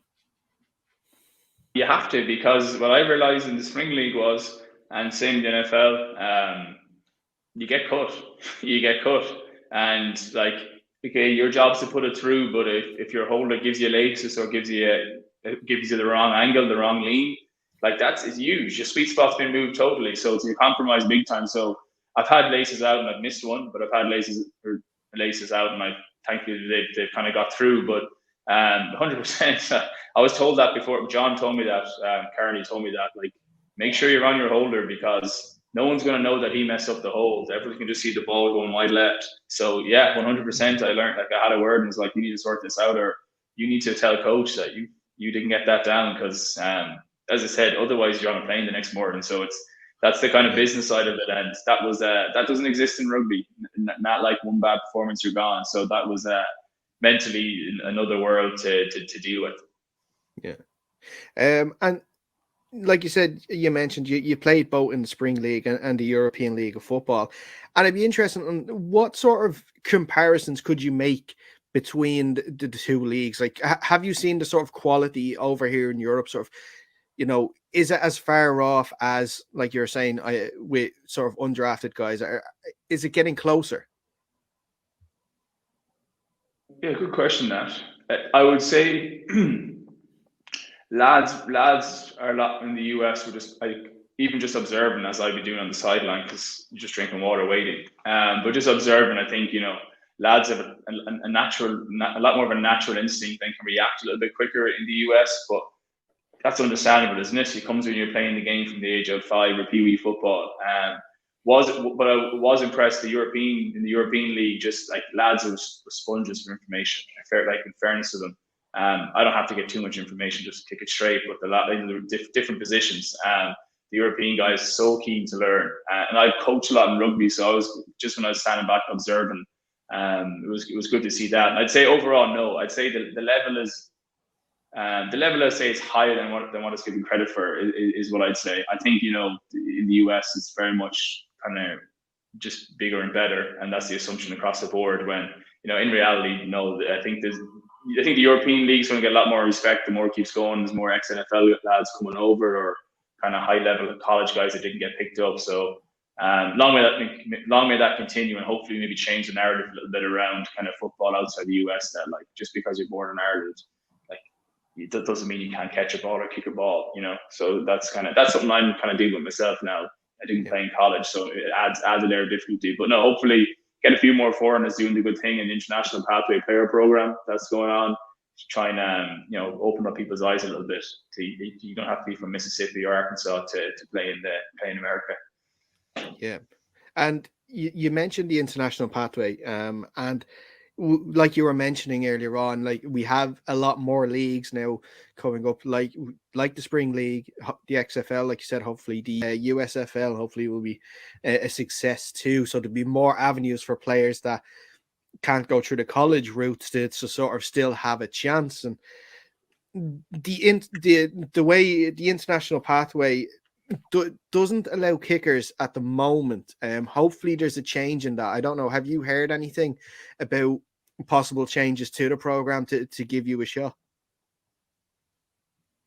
I don't think it's a sexy enough position to be doing that, to truth be told. To kind of talk to the people in there, but no, they don't carry kickers. I genuinely think that's a big part of it, because they make the show about it, and there's kind of on the NFL Network, whatever it may be. And I think in reality, if I was, I'd just be over in the corner stretching and then kicking the ball into a net. So it's probably not the most riveting kind of TV to get, but I think, but it's an obvious position, right, for lads to make an impact pretty quickly. Is kicking, because it's so obvious to me being over in the US just how natural we are we Irish people, we are with our feet. Even coaching rugby, and I'd coach kicking, and just guys just coach, like their swing, their mechanics were just not a thing they're used to doing with their feet. So much scope there for kind of Europeans or other countries to make an impact in kicking. And hopefully the program does change, but unfortunately for now, it's not an option. So there's a lot of doors kind of, but you just gotta find another way, right? Hence why I probably ended up in Poland. You just there's not a whole lot of leagues to play in. So if one gives you a chance, and especially having not played in college, like that's one of the first questions you get asked is, where'd you play in college? So I don't have a good answer to that. So you're just trying to find ways in. But the program is great, though. It is great. Fair play to what they're doing. Obviously, selfishly, you'd love to be involved, but for what it is doing, it is helping the game globally. And I think there's a few lads actually making legitimate impacts. I think there was their fullback with the Pats. I can't think his name, but yeah, I think there's a few guys that are actually playing week in, week out. So you hope that again that starts to change the narrative a little bit around international football and what players can do. So, Tadhg, obviously the ultimate goal is the NFL, and we all have our fingers crossed we might see it in there one day. Can you tell us, and we don't want to compromise any maybe free agent negotiations, can you tell us, have you got a favorite team in the NFL, or maybe a favorite landing spot you'd like to get to? Given you're a free agent, you can go and talk to any of these teams. Where would be your favorite spot at the moment? Obviously, the first thing is whoever wants me, come just give me a shout. But like, to answer the question properly, I was always big into the Pats. And that's where I first started kicking. Was 10 minutes from Foxborough. I was literally just down the road. So I think that's cool. And Nick Folk, the kicker there, he's probably in his last season, even if he is playing next season. But then the more I've started playing, the more I realized, you know what, I'd love to end up in a team that has a dome. Just get rid of the elements, because it's so, as you can imagine, kicking, punching, it's so crucial. So Pat's always a big fan of the Pats, but yeah, beggars can't be choosers. So I'll go where I'm sent. Excellent. So we're going to sort of wrap up things here, Tadhg, now in a second.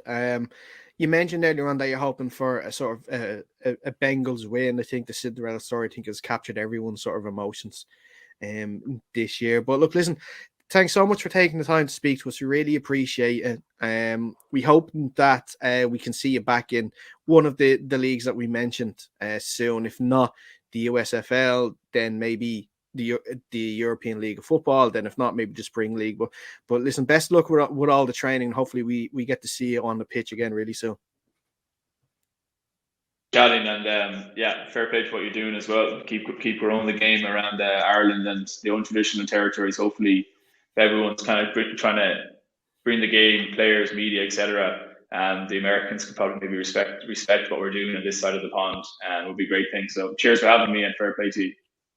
No problem, no problem. And if by March you're still looking to have a kick around, I think we're looking for a kicker on the North Dublin Pirates, so you can hop back over to Dublin for a couple of months from March if you want. Yeah, unfortunately, the pay there is about a Snickers. Yeah, that's more than being offered at the moment, lads. So we'll see. Brilliant stuff. Listen, Tadhg, once again, thanks so much for taking time. Hopefully enjoy the game on Sunday over there in Malaga. Just wondering, would there be any pubs or anything showing it over there? I'd say there'll be. I'll find somewhere local. Although what time? Well, it's in LA, so the time. Geez, the time be. I think it's a 12:30 kickoff Spanish time. 12:30 kickoff. Mm-hmm.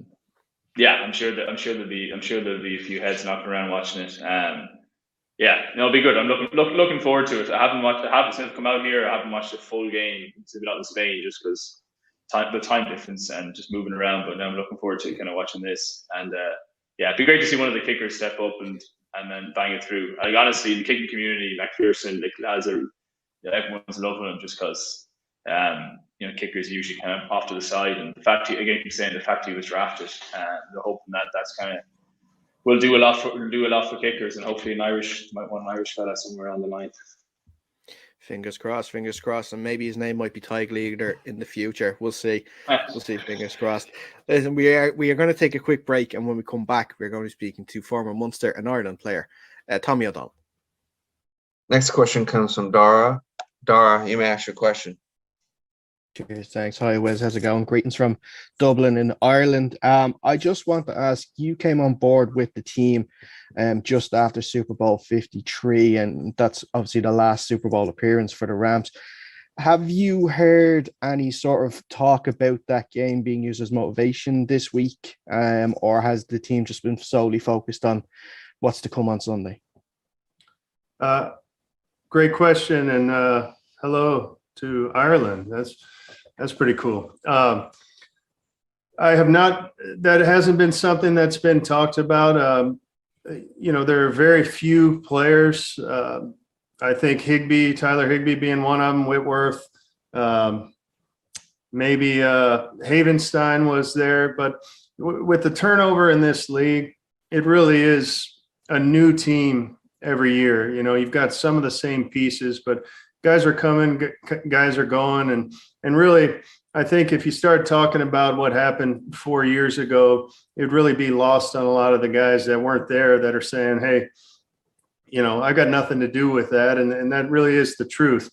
So even from week to week, we know that, it's not always whoever's the better team, all that stuff. It's the team that plays best in that 3.5 hour window right there. That's going to win the game. So we really just tried to keep our focus on this week, trying to keep some normalcy as much as we can leading into the Super Bowl. And I think our guys are locked in and focused and really just worried about playing the game one snap at a time, kind of being where their feet are planted. And welcome back to the Under Center podcast with Dara and Fionn here. Don't forget you can follow us on our social channels at Under Center Pod on Instagram and the same on Twitter at Under Center Pod. Make sure you are subscribed to our YouTube channel as well. Just search Under Center Podcast. If also subscribe to our audio podcast, the exact same thing. Just search Under Center Podcast, because we will be releasing each one of these each one of these interviews, I should say, as individual podcasts as well. So if you don't want to listen to the whole show or watch the whole show, you can pick and choose which interview you'd like to watch. Fionn, I think we're going to bring on our next guest. Yep. We are delighted to have a former Munster and Ireland rugby player, Tommy O'Donnell, joining us on the show to look ahead to Sunday's game. Tommy, it's great to speak to you. How are you? I'm great, lads. Thanks for having me. No problem at all. No problem. I'm delighted to have you on to talk a bit of NFL, looking ahead to Sunday's game. But the one question we're asking all of our guests now tonight, and it is probably the most important question I'll ask you now throughout our whole next 20 minutes or so, is what would your Super Bowl routine be on Sunday? Now, would you like to watch it at home by yourself, have friends over, go out? And then this is the most important part. What's the food or snack of choice that you have while watching the game? Oh, that's an interesting one. I haven't really had a routine on because it's my first year out of rugby, so I can actually finally kind of blow the wheels off this year. I haven't even put too much thought into it. Up until now, was very much get the kids to bed and stay up, and it was probably, my wife doesn't have much interest in the NFL, so she might, if she could, she'd stay up for the halftime show. I've often been in bed and she's woken up for the halftime show and then nodded off back to sleep. But I suppose because we'd always training Monday morning in the month of February, we always would have had training the next day, so it was get it in while you could, and back to sleep as quick as possible. So I'm looking forward now to staying up for the whole thing and then taking it all in this year and enjoying every bit of it. Yeah, I know what you mean. We're actually putting I wouldn't say menu, but we were talking about what we were going to have over the night, and I think we're going to try and look out at getting maybe some sort of maybe a pork shoulder. We'll slow cook that on the Saturday, make some pulled pork nachos and maybe some chicken wings and stuff like that. We'll go full out. We like to go full out when it comes to Super Bowl Sunday, but like your wife, my partner would have no real interest in it either. She would probably stay up as far as the Super Bowl show or halftime show, then go to sleep as soon as the third quarter starts. Yeah, I'm the same as well. Like you, Tommy, like it's too late. I end up not eating any snacks really. It's just about trying to stay awake and get it all in before you got to go to bed and get up and go to work the next morning. Yeah. I've never really had the Monday off. So like you, I'm the same. There's not really snacks involved, to be honest. Just eat your dinner, same as usual, and try and watch the game as much as you can. Yeah. Well, this is, like you said, it's your first year without it. So you're going to have to do something for it. You're going to have to do something big now for this. If you don't have to get up for training then the next morning, you have those couple of extra hours, maybe in bed, obviously if the kids allow it. Yeah. I don't know, maybe a few prop bets throughout to keep me going. Nice. Oh, yeah. All different things. Yeah. I've already John, I listened to the Pat McAfee show, and he reckons that the opening kickoff never goes for touchback because the ball is so shiny and new and not kicked in. It's going straight to Canton afterwards. So that's my go-to. That's what I'm going to start with. Anyways. That's an interesting little insider one. Now that's a good one. Yeah, that might come true. All right. But he was a kickoff punter who actually kicked off in the Super Bowl. So he knows all about it. He knows you're just trying to kick this ball as hard as you can. But obviously, because it hasn't had those 20 minutes in a room being wellied around the place and broken in, that it's just not going to travel as well. Yeah. I do wonder, though, because the Rams had the old boxing commentator, Michael Buffer, introduce every home game this year. I wonder if they do the same thing, because there were I think I heard a few reports of some teams that when they kicked off, purposely kicked over to his side because they wanted to see if he'd run away or not. So we'll see if that happens again on Sunday. But tell us, before we get into the game a bit, how has retirement been treating you now? It's good now. I think my body is definitely thanking me for like that, not having to get up on Monday mornings and go straight into the gym and the review meetings. But you'd miss certain elements. You'd miss the crack. You'd miss the slagging and just the absolute banter that goes on and around it. Definitely, look, it's a tough sport as well.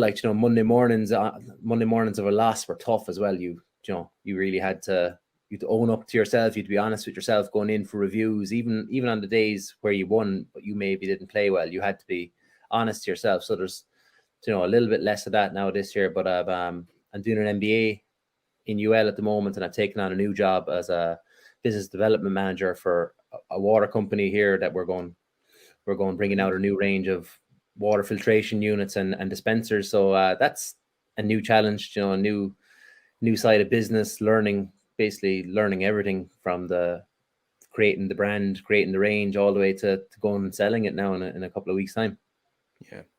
Yeah, and I just remember, obviously you had your time playing with Munster and Ireland, and there's always one abiding memory that I have, because it just happened to be that I was in Cork at the time, in Munster. I think it was 2015, around this time of the year actually. Six Nations, you scoring a try in Italy, breaking away from a load of defenders. But I want to know, obviously you probably asked a lot, who's your favorite what's your favorite moment, your favorite try. I want to know the opposite. Who was the player or the team you dreaded coming up against, or you didn't really want to, or not that you didn't want to, but that you were thinking, oh, geez, I'm in for a long day here now against this lot?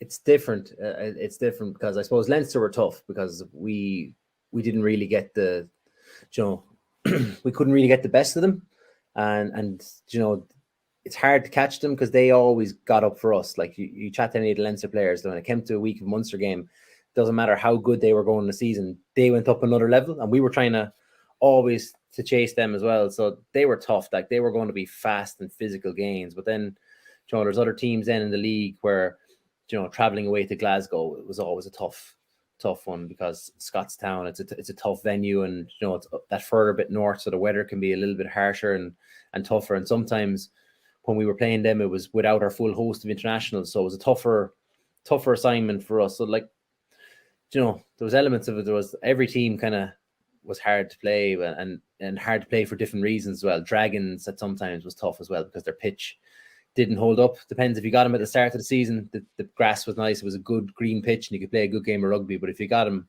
around Christmas time, it was a quagmire and you were like, oh God. And they loved it. They loved it. Like they really loved it, the fact that you were coming into their patch as well. So different teams had different elements and you had to take them on, you to steer away from their strengths the whole time. Yeah. And was during your time obviously with Munster and playing with Ron O'Gara, did he ever bring up the Miami Dolphins much and the proposed kicking career he was going to have over there in Miami? I don't know, but whatever it did, I think it definitely benefited his contract that he was negotiating. By the time I came into the squad, I think that was about 5 or 6 years in the past. So I don't think you can use it again, John. Contracts 2-year cycles, so he couldn't use it again. That's it. One and you're done there, Ron. And next time we won't believe you. First time, fool me once, shame on me. Fool me twice. Listen, tell us a little bit about. Well, actually, before I'd love to actually find out what have you thought about the Irish team recently. Obviously, they found a nice run of form now under new coach Andy Farrell, and beating the All Blacks in the autumn and having a great start to the Six Nations last week against Wales. The team seems to be coming together quite nicely. Yeah, they're doing great. Fantastic results in the autumn, to beat the All Blacks and to do it so comprehensively. They're playing a fantastic style of rugby and they're like every player seems to be relishing the opportunities. They know their roles really well, but they're all well able to express their physicality and they're all able to express their physical attributes. And you speak to any of the lads coming out of the camp, they love it. It seems to be a different vibe up there. Everyone's really happy. They're saying it's some of the most fun camps they're having. So like when you have that kind of environment and culture and lads are free to express themselves and grow their skills and they know that they can put the time into their skills and do that, you're seeing the benefits then on the field, the confidence and performance, and lads are playing. They're not playing within themselves. They're playing to their full potential and just going out and enjoying it. Now, that being said, like Six Nations week to week is a different tournament. And this week they have a fair task. I think Ireland, I think we've won twice or 3 or 4 times away in the Stade de France in the history of it. So like France are going to up their game. We're missing Johnny Sexton. So it's going to be interesting. The guys now who've been playing well, they're going to have to carry it on and they're going to have to lead from the front and just give Joey that armchair ride where he can sit in and, yes, play the game the way Johnny plays it, but also he had to, put his own stamp on it and be able to put his, be able to control the game the way he wants to. Yeah. Well, let's move on then to the NFL side of things and tell me a little bit how you got interested in American football and how you settled on becoming a Dallas Cowboys fan.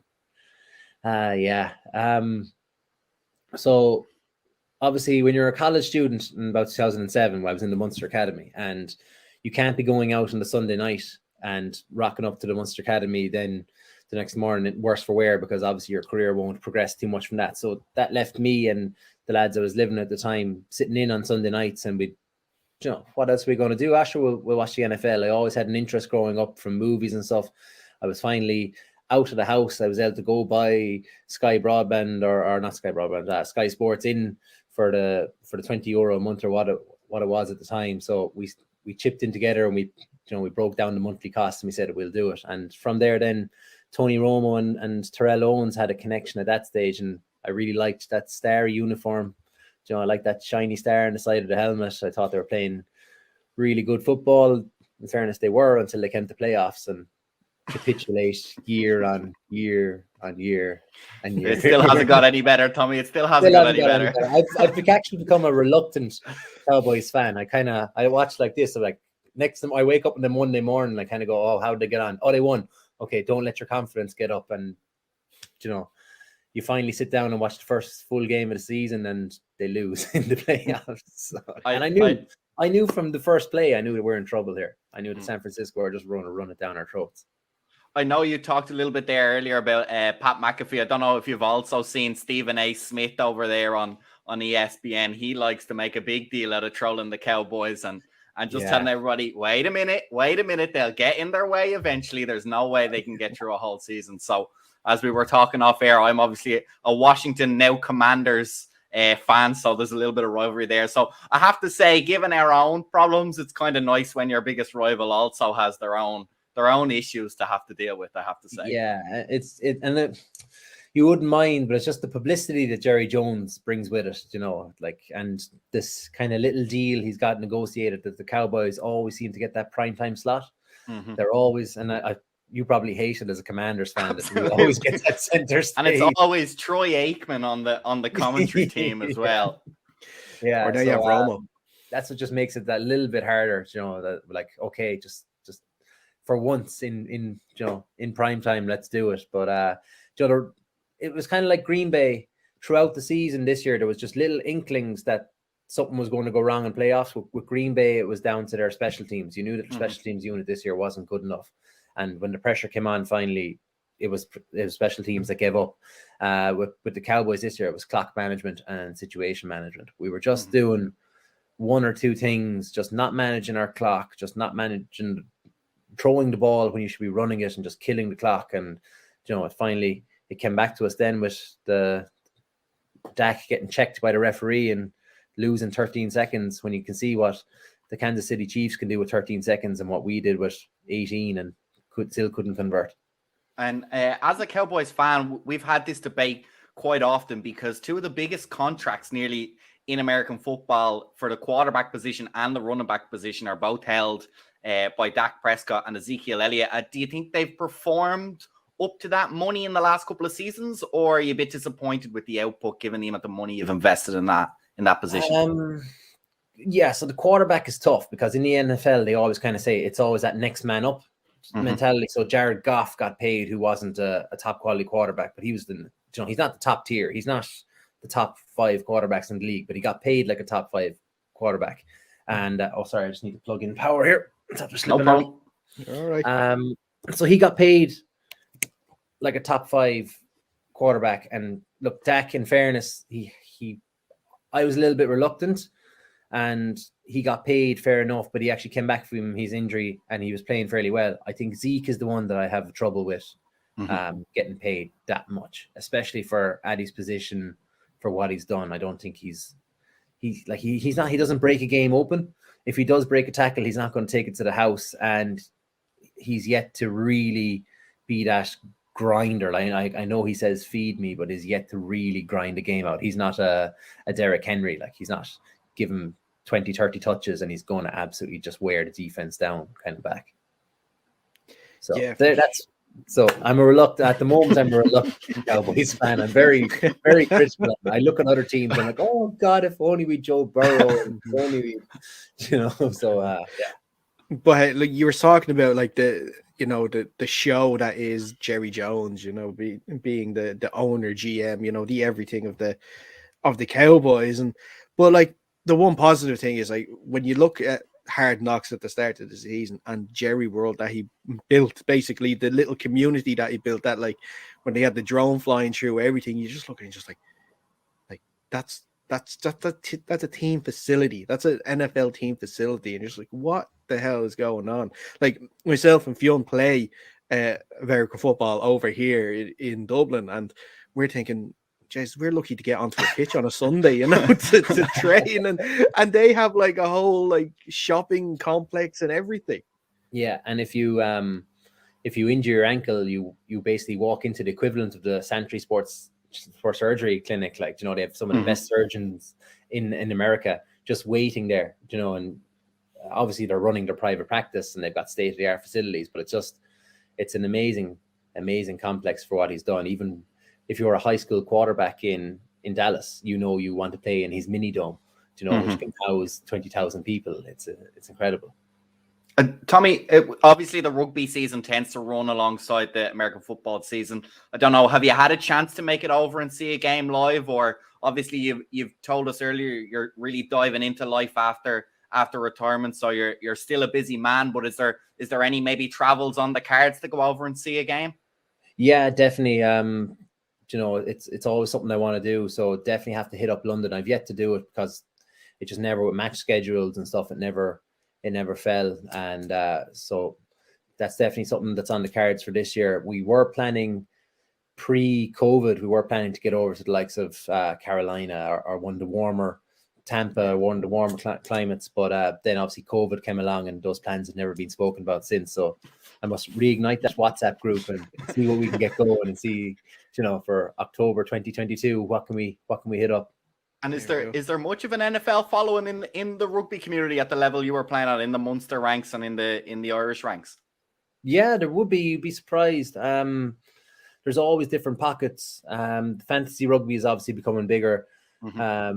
I struggled for years to get a fantasy league up and going, and then when we did, all of a sudden there was two. There was we had the main league, and then we had the break-off league of guys who were like, oh, I wanted to play. In the year then they used us that we two lads who left the league, the next guys, then it was like a feeder league. They jumped up and they were ready to go. They'd learned all the tricks. They'd been roasted by a few bad trades, so they were seasoned vets then when they got up then to the main group. Yeah, but I think fantasy football is definitely helping it grow. I think, like I said, in the rugby community, if you're in on a Sunday night, there's nothing better. From 6 o'clock on, you sit down, you throw on Red Zone, and you just get the feast of athleticism and the spectacle of it coming into your TV on a Sunday night. Yeah, for sure. And like you mentioned, they're trying to get over to London games. Now we're going to have the option of Germany from next season too now. So we'll have Munich or Frankfurt. So it's definitely a lot more choices to go and see games in the future. And hey, you never know. They had games over here. I think, what was it, 97? Was it 96 or 97? The Steelers and the Bears played in Croke Park. So you never know. We might hopefully get it again. We obviously have the college games to sort of keep us interested in this August and next August. So we'll see what happens there. Vince, I want to ask about one of the guys on the Cowboys, because as someone like yourself that played in the flanker position with the big boys, what do you make of Micah Parsons? Incredible. I love Brian Baldinger on a Monday morning this year was just breaking down all of Micah Parsons, just like for a first year rookie, the stuff he was doing to seasoned veterans. And then you see in the Pro Bowl, he took on the fastest player. I know the cheetah wasn't going full out, but still, for him, he's a linebacker and he still factors in one of the fastest players in the NFL. So he's just from a skills perspective and from an athleticism perspective, he's a defense. He's an attack, an offense's nightmare, because you can put him anywhere. You can put him on the edge. You can put him in the middle linebacker in coverage, and he can do a job for you. So it's just as long as he keeps injury free now, and we can put a couple more athletic players around him and just allow him to just go out and dominate for the next few years. Yeah. And it's funny that you mentioned. It's funny. it's funny actually that you mention injuries, because it is unfortunate part of the game that will never get rid of. And of course, you had obviously injuries in your time playing. But how impressed were you with Joe Burrow coming back after nearly basically like losing a leg nearly? Last season, to come back and to lead the Bengals to the Super Bowl on Sunday. think we've lost him for a second there. Give it a minute and see if we can make it back. The joys of live TV.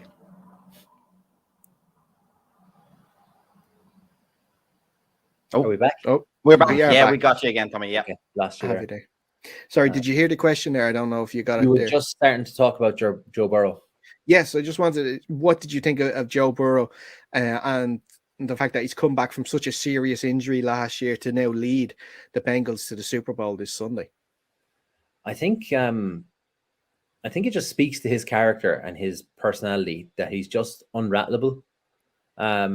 He's still getting chased around as much this year as he was last year. He's the Bengals are leading the league in the amount of times getting sacked, and they're in the Super Bowl. So I think that's just a testament to him about how much he is unrattleable. I was listening to a quarterback recently talk about how getting sacked is demoralizing, but I don't think Joe Burrow gets demoralized if he gets sacked. I think he just gets up and dusts himself off and goes again. Like even the way he walks into the stadium, he obviously puts time and a bit of effort into how he's going to look cool heading into the stadium, but it still doesn't affect him. It still doesn't distract him at all from the game. So he's able to take all the fanfare and all those things associated with the spectacle and just perform. So it'll be very interesting to see now. Like, I think he's the kind of guy that he won't be rattled by the Super Bowl. He's won a national championship. As a rookie, he's been chased around the field. In his second year, he's taken to a Super Bowl. So I think he's going to perform this Sunday night. And on the other side of the pitch, we have the Rams, obviously, who are star-studded at almost every position imaginable, except, you might argue, at quarterback, where Matthew Stafford is going to play his first Super Bowl after being in the league for 13 seasons. How much pressure do you think he's feeling now coming into this game, given a not unformidable Bengals defense he's going to have to go up against? Yeah, I was thinking about this earlier, but I think Matthew Stafford will take the mentality that, like, he was on the Detroit Lions. He went 0-16. He went 1-15, 2-14 for a couple of seasons. Like, he had to face some of the biggest teams in the league coming in, just looking to bully his team, and yet he still put on performances. So, like, he was constantly on the cusp of, like, losing his job, but he was on a bad team. He was the only person playing well. Yet now he's actually put in a good place. His coach has been to the Super Bowl in the last few years, has learned a few mistakes. I think Sean McVay will be that much calmer so in his ear, will give him better advice and better, better reads and better plays. So no, I think it's fantastic for Stafford. I like coming into last year's free agency. I really wanted him to go to a good team, and I think, it would be interesting to see if he'd end up on the Colts, instead of Carson Wentz. He's that good a quarterback. Any team he ended up on, which had a good defense and a semi-decent offense, we're going to do well. Jeez, could you imagine Carson Wentz on the Rams?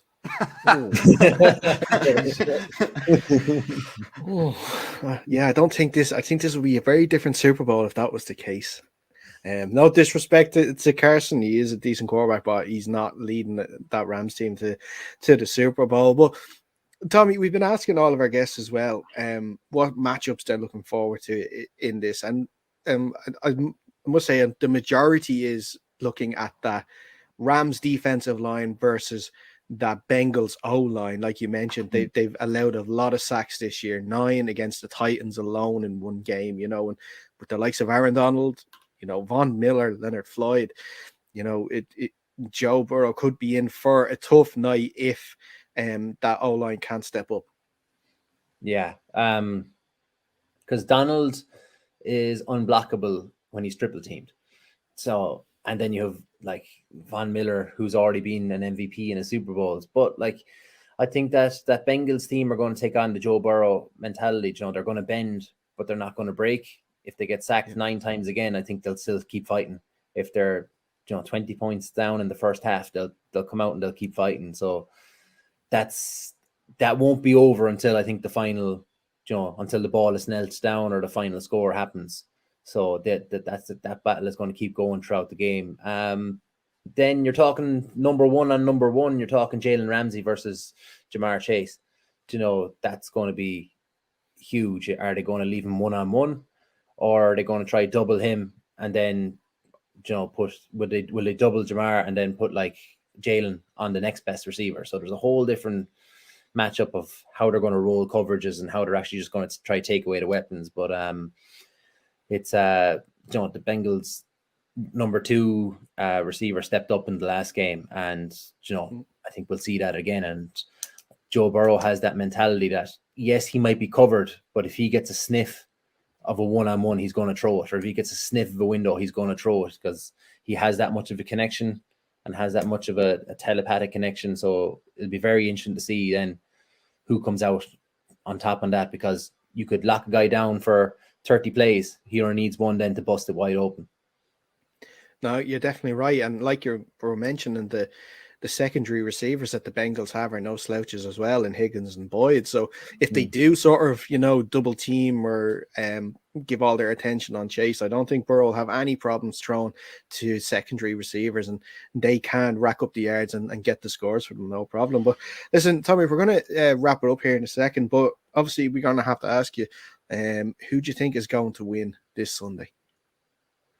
I know who I want to win. That's always the question, huh? I want the Bengals to win. But I think maybe with just who might eke it is the Rams. Just considering the billions of dollars and everything that's been put into it. It's the home Super Bowl, I think. And then it's just that offensive line, just might eke it then. So, it's fantastic. Look, I'd love either way. I'd love Stafford to finally win one. I'd love Joe Burrow, the legend of Joe Burrow, to continue, because you just love seeing these young quarterbacks come out in the league. So yeah, my heart says the Bengals, but my brain is leaning towards the Rams. Are you going to give us a score? 31-29. Oh, nice. Okay, good. I'm not so sure you're going. I do that all the time. I do that all the time. I always spit out scores. I'm like, I don't even know if that's even likely, but sure, look. Well, that's it. You're going for the over though, which is good. You're going for, so I can think the total points at the moment is 49. It's tearing between 48.5 and 49.5. So you're thinking there's definitely going to be a good couple of scores in this game. I think so.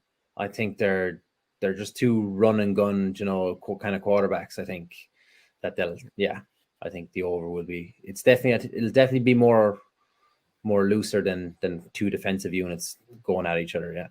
Yeah. Excellent stuff. Tommy, we really appreciate the time you taking to speak to us today. We've enjoyed the chat massively. I think we all hope the Bengals do win on Sunday for sure. If not, at least one, we enjoy watching it, and two, some of our bets come true. That's the main thing. That's the main thing. If we can come out of it in the plus with the money, then I think we'll all be happy by the end of Sunday/Monday morning. Yeah. Excellent, lads. Thanks very much for having me. It's always great to challenge yourself on your knowledge, because you think you know so much, and then you have to go and actually finally say it in front of an audience. So I hope now that I think I've said the right things, and but I really enjoyed it. Thanks a million. Don't worry about it. Our two listeners will really enjoy it, so it's totally fine, and that's just going to be us rewatching it back anyway. Yeah. So it's okay. Well, look, listen, like I said, enjoy the game. Hopefully the Bengals keep us all happy. Like I said, we're going to take a quick break, but when we come back, we're going to be looking at the Bengals side of the game with John Sheeran of the Cincy Jungle blog post. The Cincinnati Bengals are one win from going to the Super Bowl. Just told him, just run a fade route and just throw it up to me. Touchdown and a 2 away from tying. He leaps. Yeah. He's got it. Yeah. And now the Bengals will turn to their rookie kicker, Evan McPherson. Super Bowl chances rest on his right foot. The kick is up. It is good. The Cincinnati Bengals are headed to Super Bowl 56. Welcome back to the Under Center podcast here, of course, with Jake and Fionn. Lads, before we move on to our next guest, I actually should really ask this. Did you watch the Pro Bowl last week? No, God, no. I didn't even turn on the telly for the skill zone. Oh, my God. Although I did watch highlights of it. It looked pretty decent, but the match itself, it just looked awful. Yeah, I actually did look at the replay of the skill zone stuff, and I had the Pro Bowl on in the background, but when I say the background, it was seriously in the background and might as well have been turned off because it just wasn't interesting. The NFL has to come up with something better. Like, at this point, they must lose money putting on the Pro Bowl. And for something that's so obsessed with making money, from a fan's point of view, if they can come up with something more interesting to get more eyes on it, it's just better for everybody. Even if it is just the skills game, I can nearly put in with that. But they got to do it a little bit slicker than they have it as well. Like I saw little clips of the hockey all-star like skills game, and they're out on the casino fountain flicking ice pucks at goals out in the middle of the fountain and stuff. So there's definitely more they could do. But yeah, the game itself, like what you expect, they just don't want to play it. So I don't really blame the players either, to be honest. Exactly. Yeah, you can't be expecting them to put their bodies on the line for an absolutely nothing game. The equivalent of us going outside now and having a kick around. You know, that's the equivalent of it, right? I still like throwing in a dirty tackle on Jake every now and then, though. That's why I'm not playing this season. That's why Jake wears his shin pads even when we have a kick around. Even when we're going for a pint, I have to wear my shin guard. Let's bring on our next guest. He is the deputy manager of Cincy Jungle. That is SB Nation's Cincinnati Bengals blog, and he is one of the hosts of the Orange and Black Insider Pod. Please welcome John Sheeran to the show. John, thanks so much for taking the time to speak to us. How are you? I'm great, guys. How are you? We're doing well. Look, definitely looking forward to Sunday, sort of counting down the days, but I'm sure for you, I'm guessing, is it a little mixture of excitement and dread, nervousness, like all going through all the emotions this week? There's no dread at this point. Like they're 3-0 in playoff games. I've never seen a playoff win before in my life. So like this is just the regular for me now, covering this type of stuff. I like the bye week for the Super Bowl. I always hated it because like I don't, let's get this over with. But now it's nice to just kind of reflect on everything, make sure all the work is done properly, and really just kind of soak it all up. But I think with the way that this team carries themselves and the leadership that they have, like there's no more like butterflies or like the moment's too big. Like they're here. I know that this came a lot faster, phrasing, than a lot of people expected it to be. But like they're here now and they deserve to be here. So let's just get this over with, Yeah, they took some proper scalps on the way as well. It's not like in the NFL playoffs, you don't fluke your way into the finals, into the Super Bowl final. So I think they're there on merit as well. It's going to be interesting to see how it all unfolds now.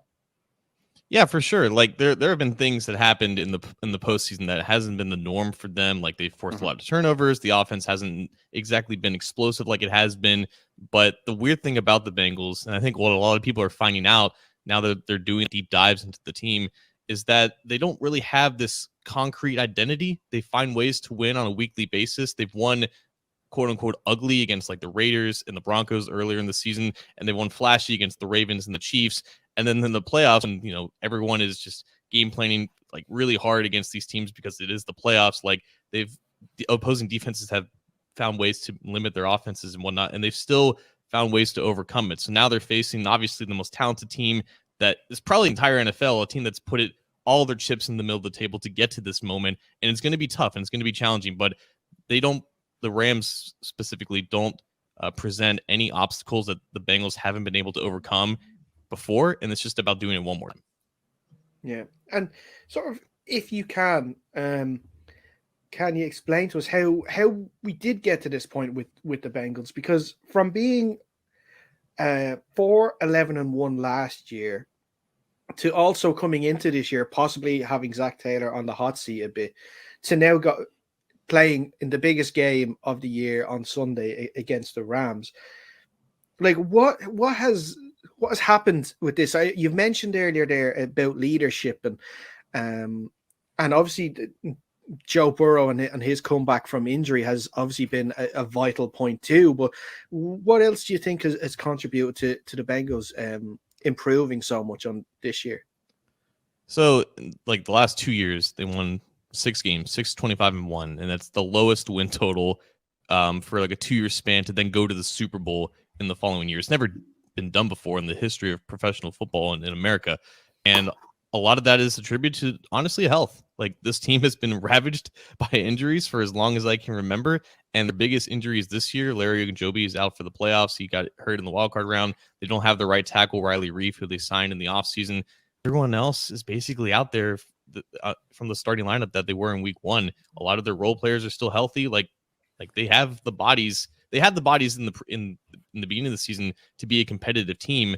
And a lot of times we will see the teams that last this long are just the teams that are just the healthiest. And you combine that with Burrow playing at an elite level. The previous 2 times that the Bengals have been to the Super Bowl, both their quarterbacks won MVPs. And I don't think a lot of people know that about the Bengals, that they have this history of quarterback play. But Ken Anderson, Boomer Esiason were arguably the 2 best quarterbacks on those Super Bowl teams. They just happened to run into Joe Montana in those Super Bowls. So Burrow playing at an elite level with this offense that has been outfitted with receiving talent, and just the way that Burrow is able to make it work behind a crappy offensive line. And obviously no one is promoting the offensive line to be anything more than at best below average.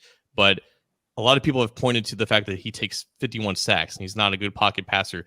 You put any other quarterback on that offensive line, they're getting sacked more than 50 times. So just the way that he's been able to overcome their biggest shortcomings while also continuing to play at this high level of efficiency has helped them win games that maybe they shouldn't. And then the defense in general, it's been bought in free agency for the past 2 years, and it's not particularly dominant in one specific area, but there are no major liabilities. Like, you across the board on all 3 levels, they have solid starters. They can get home with 4. They can man coverage you with Chidobe Awuzie and Eli Apple of all guys on the outside. And T. Bates has really come alive in the postseason to be that elite center field safety that he was in previous years. So everything has just kind of come together. They've been able to stay healthy, and while they're not elite in a lot of areas, they're really good in the areas that matter, and that's passing efficiency and particularly health.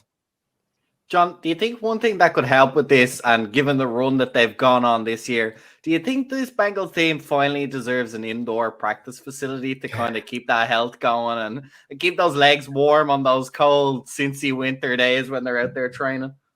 You know, it's like, for a long time that's been a thing, and now I feel like now that everyone is like noticing it and like, oh, they're in ice, they got to go to the local college's indoor facility. It's like, yeah, like all that happens, but they're here in spite of it. You know, it's kind of cool that like it's happened without that luxury. And honestly, like, there is no real excuse why a team who suffers harsh winters doesn't have a place to practice indoors, because that's where you want it. Like, you should be able to practice in light rain and in some like windy conditions. Like, you need to be able to prepare for the elements, but you can't have a clean practice when there is ice and freezing temperatures out there. So now that they're in a position where like the playoffs can be the norm and they're expected to play in some of these games, now probably becomes more necessary. The whole thing with them is that there's a zoning issue with the city. There's not a lot of space in downtown Cincinnati anyways, and there is a potential spot for a facility, but it's still owned by the county.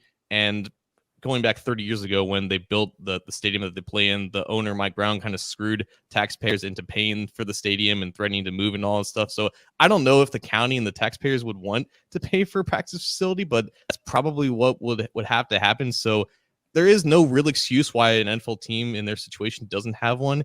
But I feel like if there's ever a time where that has to change, it's probably now that you have this team and you have this opportunity to keep playing games with these temperatures. Well, we all play for a team over here, and we can tell you we don't have indoor practice facilities either, and it's not fun out there playing in the cold and the rain and the wind that we get over here, even in Dublin. And there's some teams further up north as well that train here, and they don't get indoor practice facilities. So we have to say we feel the Bengals players' pain a little bit over here. Yeah, and I don't think they're like complaining that much. Like, they just accept for what it is, and they recognize that it's an advantage for them too. Like, when they played the Raiders in the first round, the Raiders practice or play in a desert in Las Vegas, and it was like 30 degrees that night. So they kind of embodied that inherent advantage of being used to those elements. And I think that again is important. The Patriots have an indoor facility. They barely use it. And it's freaking Boston, Massachusetts. They get really harsh winters, but Belichick doesn't care at all. Like, he wants his guys to be prepared to face those elements when they host all those playoff games. And I think that is important. But again, like you guys were saying, when there's ice storms and you're practicing for a freaking Super Bowl, you don't want to necessarily bust your players up 5 miles to an indoor bubble. Yeah, and looking at the game a little closer, this is one of those classic games where it's going to be won in the trenches on both offensive and defensive lines. And, all the talk is, of course, with Joe Burrow being the most sacked quarterback in the league, and the Rams themselves are third in the league for sacks too. And, if the Bengals O-line can give Burrow just that little bit of time, and, of course, with what Jamar Chase can do, and he could probably get past Jalen Ramsey a couple of times, especially the way Mike Evans did in the divisional round. That's going to be the crucial thing. It's just if Joe Burrow can just get a bit of time. Right, and it's a weird balance they're going to have to play because the offense coordinator Brian Callahan, not a lot of people know who he is, but he doesn't call the plays, but he has influence on the playbook and whatnot. And he's on record for saying, like, we like to have as many receiving options as possible because we have a quarterback who's able to go through his progressions really quickly and get the ball out quickly, because that's what you need to do when you're in empty sets. When you have this many receiving options, naturally you have less blockers to block. You can't go empty against the Rams all throughout the game. You just can't. You need to focus bodies on Aaron Donald. You don't have your left tackle in a lot of one-on-one situations against Von Miller or Leonard Floyd, whoever's on that edge. They're going to be in situations where they're in either max protection or they're having a guy who would normally be a receiving option out there to chip, and that puts more pressure on Chase, Higgins, and Boyd to create separation. And I think everyone should have a tremendous amount of respect for Jalen Ramsey, and he's going to get his wins against Jamar Chase, just like Chase can get on top of Ramsey, like you said, Evans did that those other couple times. But I think that is just going to be a back and forth matchup where you need T. Higgins and Tyler Boyd to take advantage of those matchups, because Darius Williams, for whatever reason, he was like a fringe Pro Bowl all-pro player last year, and he's completely fallen off the cliff this year. And I don't really know who the Rams slot back is. So those are just automatic advantages, I would say, for the Bengals when they only have 2 or 3 passing options running routes out there, because they need to focus so much on the pass protection. Like, those are the plays where they need quick separation, because you're right. Like, if Bo is taking hits and sacks when they have extra blockers out there, it's just a really bad losing formula for the Bengals there. So those are the plays where they need to get the ball out quickly, because if you're taking sacks in that situation, the base of your offense is just kaput. John, the Bengals played against a gauntlet of all-pro D linemen this season, like TJ Watt, Myles Garrett, Max Crosby, and now they're coming up against Aaron Donald, Leonard Floyd, and Von Miller. Do you expect a big focus on a game plan to get the ball out quick, the scheme to try scheme around Aaron Donald? How much do you think this could impact the game, given that the offensive line is kind of the weaker aspect of this Bengals offense? Yeah, for sure.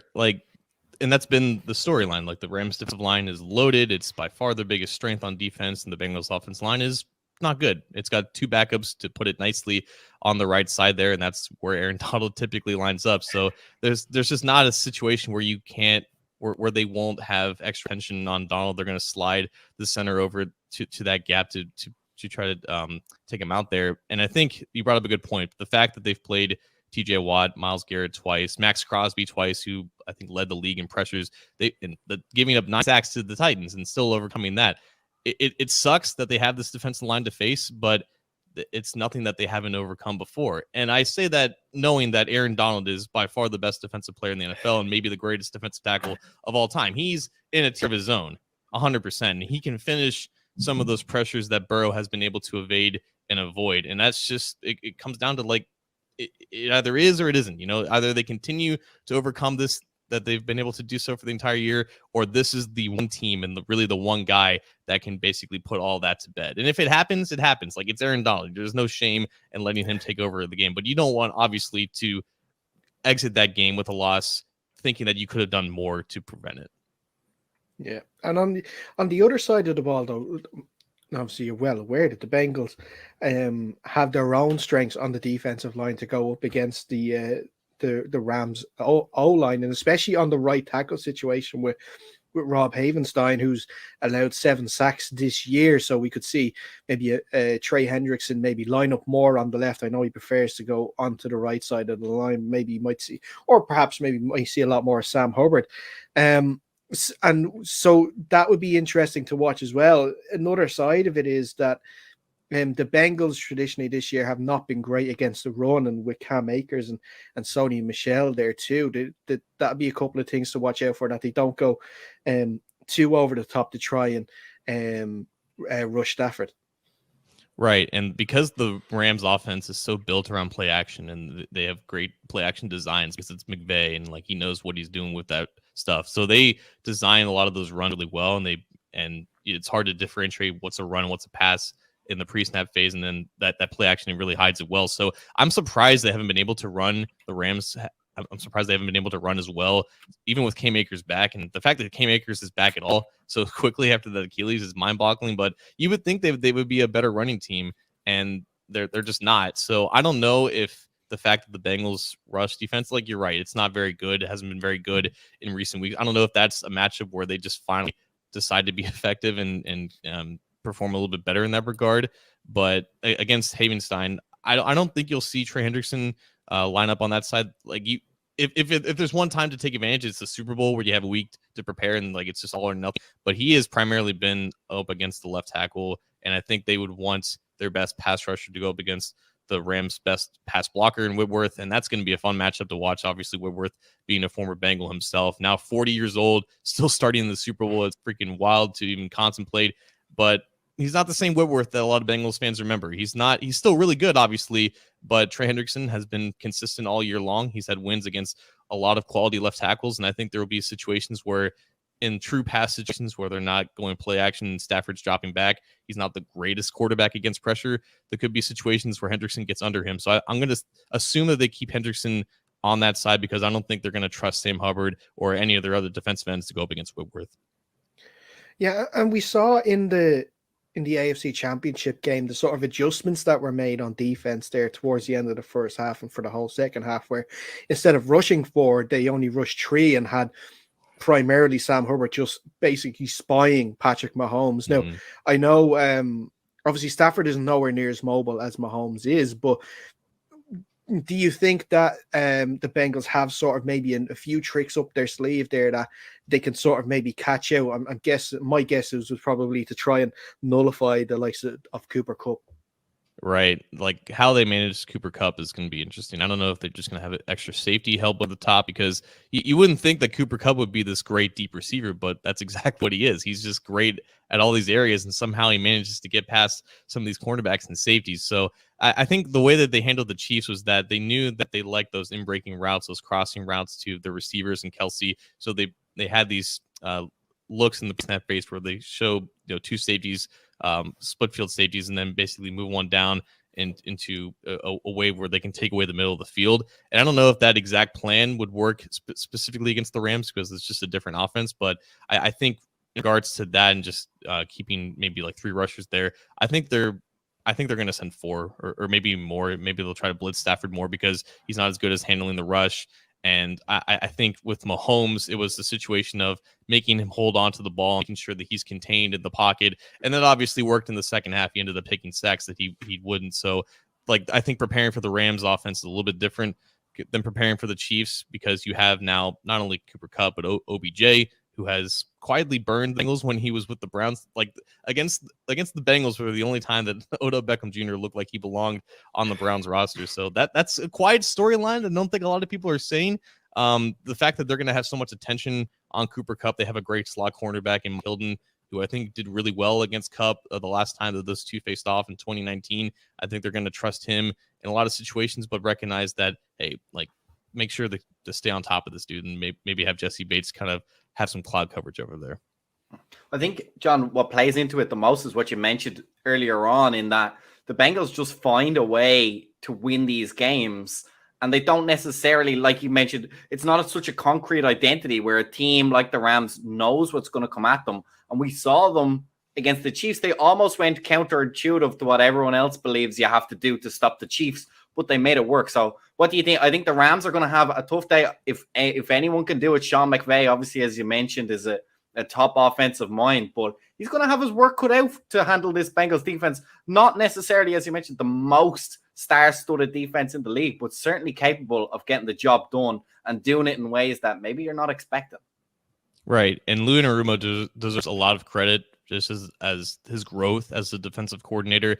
Now, you can say what you want about them spending like $200 million to get his guys into the door, but he now has the personnel that he wants, and he's now getting like looks to be head coach, at least from the Giants. So he's done a lot of growth personally in just the way that he's adapted his schemes and really just coming out with just different schemes every single week to match up against that opposing offense. That honestly seems like the matchup of the game to me. Like, I know everyone is focusing on Rams defensive line versus Bengals offensive line, but Sean McVay and his photographic memory versus Lou Anarumo and that defense that has really kind of carried the Bengals to this point in the postseason. They've had just 3 straight games of quality defensive play going up against this juggernaut of Rams offense. And their one weakness, aside from running the ball, Matthew Stafford puts the ball in harm's way. And we've seen, I think, at least 7 or 6 interceptions from the Bengals defense this season, or this postseason. A couple against Mahomes, 3 against Ryan Tannehill. There's nothing really that separates Matthew Stafford from those guys in terms of keeping the ball out of harm's way and into those potential turnover situations. People are saying that it's not sustainable. I agree from a season-long standpoint, but this is the playoffs, and like these guys believe that this type of defense works, and it's just got to work for one more game. So that is the way that I think the Bengals win this game, is that they force Stafford into one too many mistakes. I think Anarumo and Al Golden, who is their linebackers coach, he's primarily responsible for designing pressure packages. The Rams offensive line is weakest inside. I think getting some delayed blitzes with their linebackers and maybe some stunts between their defensive tackles, it can get pressure up the middle on Stafford, and he's just kind of prone to making some stupid mistakes in the face of pressure. So those are the plays that the Bengals need to continue capitalizing on, and if they do so, I think it gives their offense a chance to score a couple more touchdowns. Yeah. John, go ahead. Sorry, go ahead, Jake. No, go ahead. John, do you think CJ Uzomah gets to play this game? And if he doesn't, do you think there's a big drop off between him and, say, Drew Sample, especially when you might need them in to block, as we said, against that kind of dominant defensive line? For starters, Drew Sample is absolutely a drop off to CJ Uzomah, and just not a very good second round pick for the Bengals. They should have already taken the L on that, but it would be kind of disappointing if CJ Uzomah rips off his knee brace in front of 30,000 Bengals fans and ends up not playing the Super Bowl after saying that he wants to play in the Super Bowl. So the signs are pointing up with Uzomah. He was rehabbing, I think, on the bike and some position drills late last weekend. So I think all he needs is just participation in some practices. And I think at the very least, you will see him dressed and play in like a limited form. I don't know if he's going to play a full game or not. Like that injury didn't look particularly good. I guess it was the same exact injury that Tyler Higbee suffered, and apparently Higbee is doubtful for the game somehow. So I'm just not the guy to answer that kind of question on what differentiates that. But he's confident in it, and the Bengals have a good track record of getting these guys back on time. So I would say he's out there. I just don't know how much. Yeah, and something interesting to look ahead to the game for, I should say. The Rams tend to go up early in games, and in the second half they tend to fail to kill teams off. It's quietly becoming a trait of a Sean McVay Rams team. Whereas the Bengals, a perfect example is the AFC Championship game. You know, down 21-3 at one point and come back in the second half and stop the Chiefs scoring, apart from a field goal at the very end of the game. And you know, it's something that we can look at heading into this game, that like even if the Rams go up early, even maybe by a couple of scores, that I'm sure Zach Taylor and the rest of the coaching staff have been saying to their team that if they go up early, you guys are still not out of this game. That the Rams seem to just drop off when it comes to second halves. Right. And I totally agree. It's just been a weird thing with McVay, with how he's propped up as this offensive genius, and he just kind of takes his foot off the gas pedal. And that's also, I think, with Kyle Shanahan. So maybe it's just something in that tree. And that's honestly been kind of somewhat frequent for the Bengals too. There's just times of just weird conservatism towards the late part of games. With the Bengals, I wouldn't be totally shocked if they tried to run the ball pretty early against the Rams, because that's probably just their weak point, and they want to kind of slow down the pass rush a little bit. And if they get into a situation where the Rams are up by a couple scores and whatnot, I don't know how much that would impact whether to go away from the run game at that point, because at that point you got to put the ball in Joe Burrow's hands to get as many points as possible. But then logic dictates that, okay, you're in obvious passing situations.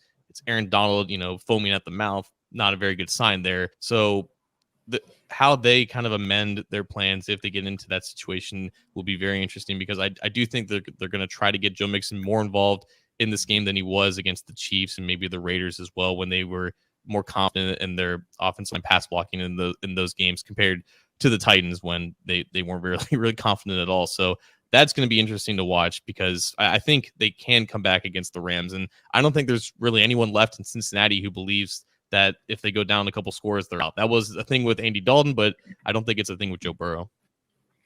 For sure.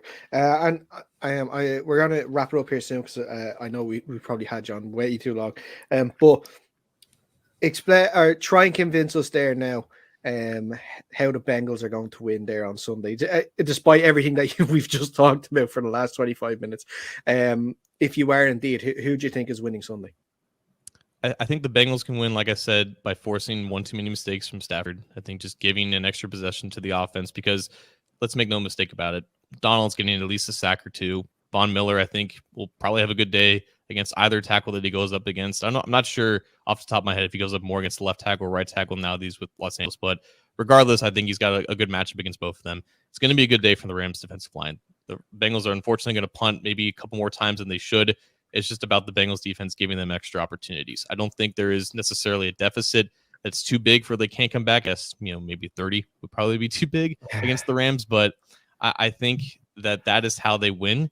And so long that Joe Burrow isn't sacked 12, 15 times, I think he's going to get enough chances to evade those pressures, get some opportune matchups against Darius Williams, and maybe get Jamar Chase in the slot to see if Jalen Ramsey follows him there. At that point, I see the Bengals potentially winning a close game. I don't think it's going to be a high-scoring game. I think Lou Anarumo is going to come out with a good game plan against McVay, and I think the Rams defense, obviously, their talent is going to limit the Bengals offense to some degree. So I'm going to say the Bengals win a close game by the score of like 20-17. I like that you say that, because I've been really tempted all week to bet the under, and I think it's like 48.5 at the moment. So if you're saying 2017, I'm okay with that. For sure. Listen, John, thanks so much for taking the time to speak to us. We really appreciate it. Before we let you go, what will be sort of your routine then on Sunday? Are you going to be sort of watching it at home, or are you going to head out for it? I do not know at the moment. I have a couple options. I don't think I want to go out to a bar, pub for this type of thing. I would like to end up there when they win, excuse me. But I'm probably going to write for Cincy Jungle during the game, get an article up as soon as that happens. Hopefully it's a positive one. And after that, I guess all bets are off. We've never really been in this situation before, so anything goes. Excellent. I've been asking all of our guests this evening, what would be sort of your Super Bowl food of choice then as well? Super Bowl food of choice. I am pretty fond of buffalo chicken dip, which is pretty big over here. I'm not really into like any like big meals. I just like a lot of snacks. So like there's like these pepperoni bread rolls. There's if you guys are familiar with Skyline Chili here in Cincinnati, there's this dip with some Greek meat sauce and some chips, which is good. Just like little snacks like that, just to fill up my stomach, but I'm not into like this like giant like meal or anything that really fill my plate. Oh no, I understand. And is the buffalo chicken dip, is that the one with the sort of the cream cheese and the shredded chicken and all that all mixed together with the buffalo sauce? Precisely. You got to put some Frank's or whatever your preferred hot sauce in there, and then get some chips in there, and it's a pretty good dip. Yeah, I am hungry. I know. I'm aware of those, and that's like 10,000 calories, like per portion for sure. But it doesn't matter. Calories don't count on Super Bowl Sunday, so that doesn't matter at all. It's a big gym day on Monday, you know. That's exactly it. Listen, John, like I said, thanks so much for taking time to speak to us. Before one last thing before we let you go, where can people find your articles or find the podcast? Yeah, for sure. CincyJungle.com is for all our content. We've got a ton up this week in preparation for the Super Bowl. We're going to have a ton up following the Super Bowl. You can find the podcast, the Orange and Black Insider Bengals podcast, as well on Cincy Jungle. And you can find me on Twitter if you want to follow that type of stuff at John2_Sheeran. Excellent stuff. Excellent. Listen, John, enjoy the game Sunday. Hopefully it's a Bengals win for yourself. And maybe for myself, I think I might go for a Bengals win. The people will find out later on.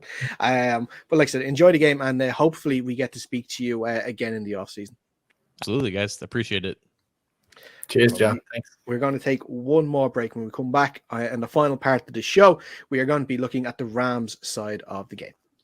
Hey, Eric. It's Jake here from the Untitled podcast, all the way over here in Dublin, Ireland. Congratulations on getting to the Super Bowl. I've been a big fan of yours for a long time now. The question is for you, what's next after the Super Bowl? Obviously, if you win this, you're going to go for a big party. And are you going to, you said you're going to go back to retirement, but have you got any other plans? Party till the sun comes up Monday morning. And I'll be forever be known, change my name maybe to champ or Super Bowl champ or world champion, maybe along those lines. But seriously, just back to being at home and doing the fam kid duty and getting ready to coach my son's 14U tackle football team. So I was my son's 12U head coach this past year. And loved it, and I plan on doing that again. And it brought a lot of joy and fulfillment coaching him and all his buddies and seeing the kids grow and pushing them to greatness. And that's what I look forward to doing. Definitely not coming back after this. Everything, all the stars had to align for this to happen. I don't see that happening ever again. And you're welcome back to the final part of the show. And what you just heard earlier on is Jake talking to his new best friend, Eric Weddle, asking him what his plans is after the Super Bowl and trying to get an invite. I don't think Eric took the hint, though, Jake. I did try to slide into his DMs. I wanted to ask him a second question, and I wanted to ask him would he come to my own wedding, but I might have to slide back into his DMs to see if he will come. I'm pretty sure you're blocked now at this point, Jake. I don't think you're not even be sliding anywhere. Creep. Fionn, also, we need an update from you. We're in the last part of the show. Have you commented underneath any of Kyler Murray's pictures yet to see if he's okay, hon? No, not yet. I didn't get a chance while we were kind of in between takes, but you've reminded me now. So maybe at the end of the show I'll do it, and if we get any response, we'll put up some screenshots on the socials and see. I think you should just constantly comment "you okay, hon" under everything. on all two of us, everything. He has left. Yeah. Every potential sort of player this season or this off season, like trying to force a move away from their team, and anything they do on social media, Fionn has to be right there, just a bit like, "You okay, hon?" Nothing but snakes. Nothing but snakes. But hey, let's bring on our final guest for this evening. Of course, he is friend of the show with The Athletic and, of course, co-host of the 11 Personnel podcast. It is Rich Hammond. Rich, hello, sir. How are you? I'm doing well. It's good to be with you guys again. It's always great when we get the chance to speak to you. Well, maybe not great from a Seahawks point of view, because obviously the Rams are doing something good if we have you on the show. But hey, look, nonetheless, it's still great to speak. Well, thank you. Yeah, it's an exciting time. Look, I mean, whoever you're a fan of, you're always a fan of the Super Bowl, right? So we hope it's a compelling game, even if you're not cheering for the Rams, which you're probably not. But hopefully, it's an exciting game, and I really think it will be. For sure. And how has the week been there for yourself? Have you been sort of traveling to I guess they've only sort of landed since Tuesday. So have you been traveling at all to any press days or anything like that, or have you been sticking sort of to the virtual stuff? Yeah, unfortunately, that's a lot of what it's been. There's been a couple of in-person access things, but they decided to do it mostly on Zoom again, which I understand. It's unfortunate, especially here in Southern California. We were, hit pretty hard with the Omicron variant, and just, the players' safety is the primary thing. It's nice when you accommodate the media, but what we really want to get to is a Sunday afternoon where everybody's available. You don't want anybody lost. So it's a little unfortunate. It's not quite as fun. 3 years ago when the Rams made it, we did the big Super Bowl media night where you went around and everybody asks the crazy questions and where's the crazy hats and all that. So they didn't do that this year. So there's a little bit lost there. But it's still a really fun experience, as you guys found out. And really, it's all about getting till Sunday. I really can't wait till Sunday gets here, to be honest with you. Yeah, you're right. It was sort of our first taste seeing a Super Bowl press conference. I have to say it is quite good. Now, Jake and I and Fionn, we sort of had a bit of a discussion because Jake, like like we just mentioned there, he got to ask Eric Weddle a question. I was simultaneously in the Andrew Whitworth press conference, and I had my hand up from the very start. And I'm fully convinced, and I've said this for the last few days, that they did not allow me to ask a question because they had no clue how to pronounce my name. Yeah, we'll just go. You over there? Yes. Yeah, exactly. One, yes. Yeah, exactly. Have a simpler name there. I know it's my own fault. It's my mother's fault. She didn't give me a decent enough name so that everyone could get it. She should have known the career path I was going to go in. So, but I should actually. We've asked all our guests tonight. Rich, obviously, like I said, you're going to be covering the game at the stadium on Sunday, but if you weren't covering the game, you were going to just have a chance to watch the Super Bowl. What would sort of be your Super Bowl routine? Would you be at home? Would you be with friends watching it in the house? Would you go to a bar? And then also we need to ask, what is the one snack or one piece of food that has to be at any Super Bowl like watch party you'd go to? It's a hot topic at the minute. Yeah. No, I like this, and I actually have a good. I have to think about the food. I'll answer it while I'm on. Think about what I'm answering. For years and years and years before everything changed in 2020, I went to a party that was held by somebody I used to work with, and he held it in his house, and it wasn't a big house, but he went all out. I mean, he was the guy who would put the balloons all over his front yard. He would have the big inflatables of whoever was playing in the game. He built in his living room bleachers so that people could, he transformed his living room into like a mini stadium so that people could sit and kind of in tiers and watch the game. And I always had a prime seat because I kept the stats for the pools and for the betting that was for entertainment purposes only, of course, that was going on during the game. So I always had a prime seat. So that was always my go-to. The snacks, man, that is a really, really good one. I'm a pretty basic kind of chips and dips guy. Get me a nice onion dip and some nice sturdy Ruffles potato chips maybe, and I'm good with that. So maybe a cold beverage that you can enjoy. So yeah, a lot of fun, and that's what I mean. The Super Bowl is something it just unifies everybody, even if you don't have a rooting interest in the game. It's always fun. So I will miss doing that, but it's also a lot of fun to experience it also. Rich, what's your take on chicken wings? We've had this come up multiple times. Yeah. Okay. Yeah, I'm not a messy eater guy. I'm not like a big finger food kind of guy because it's probably my bad habits that I have. Like I'm usually snacking on something while I'm working or, doing something else. So you end up with your fingers kind of messy, then you're typing and I like to have something I can stab with a fork and just eat, or like a potato chip, just dip in and do it. I do like the chicken wings, but usually not while I'm doing something else. No, that's totally fair. You don't want to be sort of trying to tweet out with like buffalo sauce fingers. I can understand that. I can understand. Nobody wants that. No, but that's fair enough. Well, look, there's also one question I've actually also wanted to ask you for a bit. What are you going to do now that you won't be able to talk about Rams uniform combos now leading into games after this week? Oh, that's what you might think.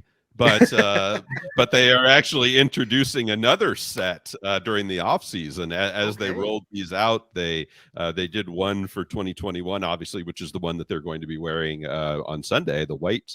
But then they're going to have another one. So there will be an entire offseason of intrigue. And looking ahead, is it going to be a black uniform or is it going to be a yellow uniform? The content will never end, guys. I promise.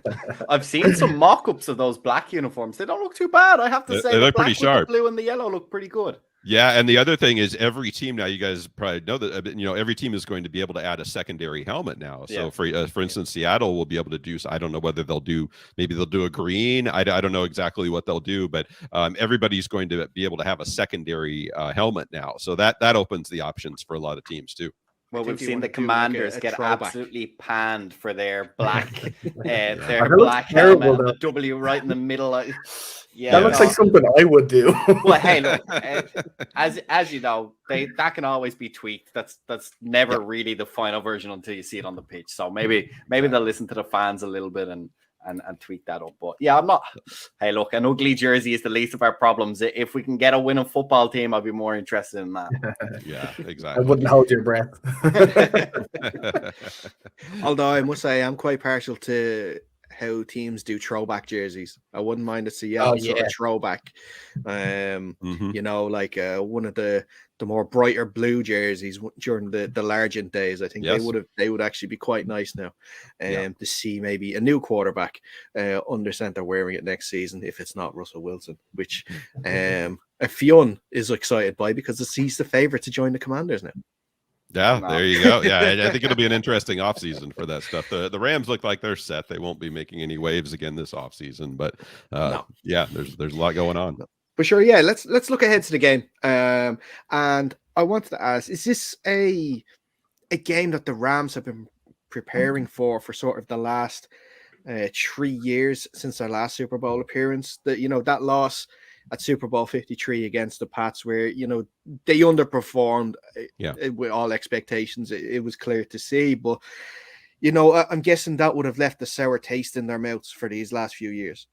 Oh, no question about it. Yeah, and it's just nothing is guaranteed, right? You don't know whether you're ever going to get to one of those games, and most players don't, because there's only one per year and only 2 teams get to participate in it. And the Patriots had a lock on it for a number of years, which meant only one other team got to participate. And when you get there, I think you even if you lose, you want to walk away feeling like you did your best. Maybe you get beat, but you want to be able to go into the offseason saying, you know what, we gave it our best shot. We played the best game that we could play. And the Rams could not say that 3 years ago. And I think that's very tough to deal with, to come away with it going, wow, that game was there for us. We were right. It was tied in the fourth quarter. All we had to do was make a couple plays and we were the champions. And they've had to live with that for a while. And knowing how competitive Sean McVay is, I'm sure that has stuck with him for the last 3 years. And then this game in particular, that the extra emphasis on having the game in your stadium, having some of the advantages that go along with that, knowing that your owner just spent $5 billion to help build this stadium, even a little bit of extra pressure there. So yeah, I think you're right. You've seen it in the way that they've built their team and some of the very aggressive decisions that they've made. This is not a team that's built for 5 years from now. It's a team that's built for right now, to capitalize on some of those guys who played in that last Super Bowl and who are still around, Aaron Donald, Andrew Whitworth, some of these guys. This is the time. So yeah, I think to answer your question, yeah, I think it has been building to this, and this is it. Again, nothing is guaranteed again. So they have to take advantage of it right now. Yeah, I don't know. Has that game been mentioned much in the lead up to this? Has coaches, or do you think they've been using it as motivation, or do you think they kind of want to stay away and maybe try and forget that happened and let's just focus on this week's game? Yeah, I don't think you bring it up a whole lot. I mean, I think anybody who was there remembers the feeling. You don't have to remind them. You don't have to remind Aaron Donald or Andrew Whitworth what it was like to walk off that field after that loss. I think on the flip side, I think a guy like Von Miller has done a really good job of coming in and telling these guys, hey, I've had that feeling of winning it. You want to know what that feels like, not using it as a negative, like, oh guys, you don't want to lose this game. You don't, but giving them that carrot on the stick. Like, you guys, you want to know it's the best feeling in the world. You've got to get there. You've got to do this, and using it as positive reinforcement rather than, being afraid to lose or, oh no, we don't want the same thing that happened 3 years ago to happen to us. Like, that's not really the mindset that I think you want to have. You want to have that mindset of, let's go grab this thing. Let's go do it. And I think a guy like Von Miller in particular has been really good for that, and kind of for the mindset of the team. Would you say Sonny Michel was a little bit in the rear as well after he was the one that scored the touchdown against them in that Super Bowl? Yeah, funny how that works out. You wonder if he'll do it on Sunday to help the Rams. But yeah, it's they probably don't want to talk to him too much about that game. But look, anybody who's been there, and Sean McVay, I don't think he'll be bringing up a lot of the, oh, here's what we did last time that's wrong. But it's just the experience of it. A lot of it is probably during the week. How you handle the practices, how you handle all of the media stuff that we're just talking about all the obligations, it can be a lot. It can be overwhelming. And I'm pretty sure that having gone through it, now going through it a second time makes it a lot easier. So that's probably where you see the biggest advantage, is just nothing is surprising to you anymore. You know what's coming. Rich, one guy who hasn't gone through it, and maybe one of the most important guys, is Matt Stafford. I believe he's going to be the oldest quarterback ever, or most seasons ever in the NFL before you make your first appearance in the Super Bowl at 13 seasons. How much scrutiny is on him? How much pressure is going to be on him? And because really, I feel like if he wins the Super Bowl, it changes the narrative of his career from, hey, good quarterback on a bad team, to, okay, this guy might legitimately be a Hall of Fame quarterback now at this point. Yeah, I think that's fair. And I think to date, he's answered all the questions. I mean, it was just, 3 or 4 weeks ago that people were saying, oh, can this guy even win a playoff game? Is he even a quarterback who can lead a team to the playoffs? Well, okay, he did that. Then he won 3 playoff games. So, he's been checking the boxes as we go along here. But now there is one big box left to check. And I think if Matthew Stafford does the things that he's done for the last 3 weeks and plays the way that he's played for the last 3 weeks, then it'll probably happen for him. He is the single biggest factor. He's not the only factor, but I do think he's the single biggest factor in how this game is going to go for the Rams. And again, if he plays the way that he has played the last 3 weeks, which has been largely taking care of the ball, playing within himself, not trying to be the hero too much, taking what's there, relying on the run game, all of these things, he's going to be fine. But if the moment gets too big for him, or he starts to feel like he needs to do something special or put the team on his back, that's when things get a little sideways for Matthew Stafford. So it certainly could go either way. I have no idea which way it's going to go, but I would say his performances in the playoffs show that he is capable of giving the Rams the game that they need to win the Super Bowl. Rich, I asked this to another guest that we had. The Rams are currently at 4 points favorites, and the over-under is 49.5, I think, at the minute. Do you think that's a fair line? I do. Yeah. The money line, or the point line there, I think is good. The curious thing is, I'd have to look back at last year, but the home team always gets a little bit of a bump there, if it's a regular game. So I wonder if that factors in at all. If this Super Bowl was being played in Minnesota, would that line drop a little bit? Would it be more like 2? I'm not sure. I'm not saying either way. I wonder, to be honest with you. It feels about right to me. Yeah. I mean, you look at the way that these playoff games have gone. I mean, every round, from the wild card round up to the conference final, conference championships, almost every game has been a 3-point game or less. I think there was 1 6-point game in there. So just based on that alone, you have to think that it's going to be a tight game. I do think the Rams being slightly favored is the right thing. I think if you play this game 50 times, the Rams probably win the majority of them. Now they're only going to play it once, so they don't get to play it 50 times. The over-under will be interesting. I mean, I could see it. I tend to think it'll be a little bit lower. I probably see both teams maybe in the low 20s, somewhere around there. But yeah, so I think by and large, it's those are the right numbers. Yeah, and one of the main talking points heading into the game is the matchup between the Rams D line and the Bengals O line. What other matchups are you looking at and thinking that it's vital for the Rams to win this one if they want to win the game Sunday? Yeah, I mean that's a big one too, but also the play of the Rams linebackers I think is really important, and you look at where they've gotten themselves into trouble a little bit at times, and it's teams trying to exploit some of those matchups. You saw what the 49ers did with Deebo Samuel quite a bit, or even some of their other players trying to get those mismatches against Rams linebackers who maybe don't cover quite as well, and even have had some tackling issues at times during the playoffs, which you can't have. So it's one interesting thing, talked about best friend Eric Weddle. It kind of came out in a little bit of a backwards way. I'm not sure whether it was intended to, but Eric Weddle's going to be the signal caller in this game. I've seen that, yeah. And that's a change. They had given that to one of the linebackers during Troy Reader during the last part of the season, and Troy Reader's been largely ineffective in these playoff games. So I think what that might be a little hint here is that they might be shaking things up a little bit at that linebacker position. Maybe you see a little bit of a young guy like Ernest Jones getting a little bit more time, or a guy like Traven Howard who made the big interception to clinch the game against the 49ers. That was a little bit of a tell to me that the Rams might recognize that they have some issues there, and that they're going to need to get better play out of those linebackers, whether it's to slow down Joe Mixon coming out of the backfield, or whether, if they try to get some weird matchups with Chase or whatever it may be. I really think that's the way that teams try to attack the Rams, and it looks like they are aware of that and might be making some personnel changes.